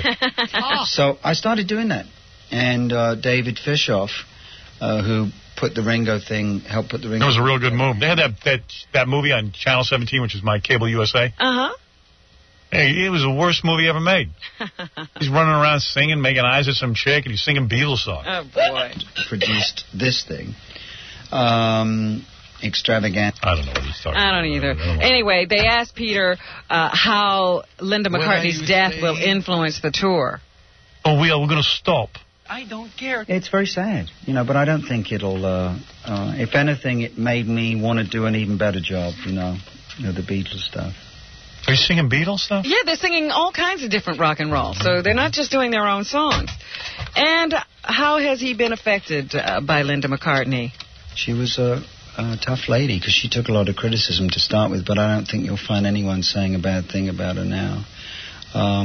Because she did a lot for the animal rights stuff, and obviously her legacy is that everyone should go veggie. And I am, so. I am a veggie. You look it. Have been for many years. You might have to eat some meat. And Roger Daltrey, he's had some words about Linda McCartney as well, number 22. She was a wonderful, wonderful woman. They're talking about you or Linda? No, they're talking about Linda. And I really, really admire her, both her and Paul, and the way they brought their family up. How much you want to bet Paul's eating a sirloin tonight? And the way they kept their privacy. It won't have to be. I think it really is admirable. I'll be honest with you. I eat the veggie crapper. I'm going to have me a steak. Pork chop. Pork chop. Speaking of Paul and how he's doing, here's Jeffrey Baker, his spokesperson. He says Paul is seeking solace with his family as they cope with the death of Linda McCartney. He's been a very strong man, and he's keeping it together, and he's keeping the family together. They're all, leaning on each other for support. A very, very loving family. They've got with $300 million in the bank, they'll find plenty of support. The love that Linda left in all of them, that will bring them through. Probably barbecuing a cow right now. Is there another one by Jeffrey Baker over there? Paul's been very, very strong. He's been very together. I mean, he's showing all the, all the qualities that those of us who've known and loved him for many years know that he has. And I see in the news today that Dennis Rodman is supposedly engaged to Carmen Electra. You're kidding? No, I'm not kidding. Is she going to get a good chunk of his dough? What? Carmen Electra is engaged to Chicago Bulls bad boy Dennis Rodman. Electra says, Dennis is the perfect match for me. Really? Well, she goes for black guys. Doesn't she? That guy wasn't black who was in here before. He was claiming to be black.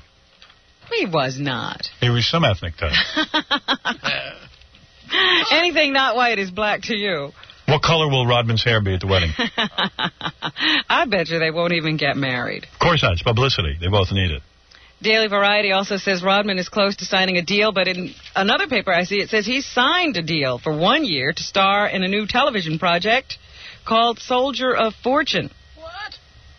I hope it's as good as his movie.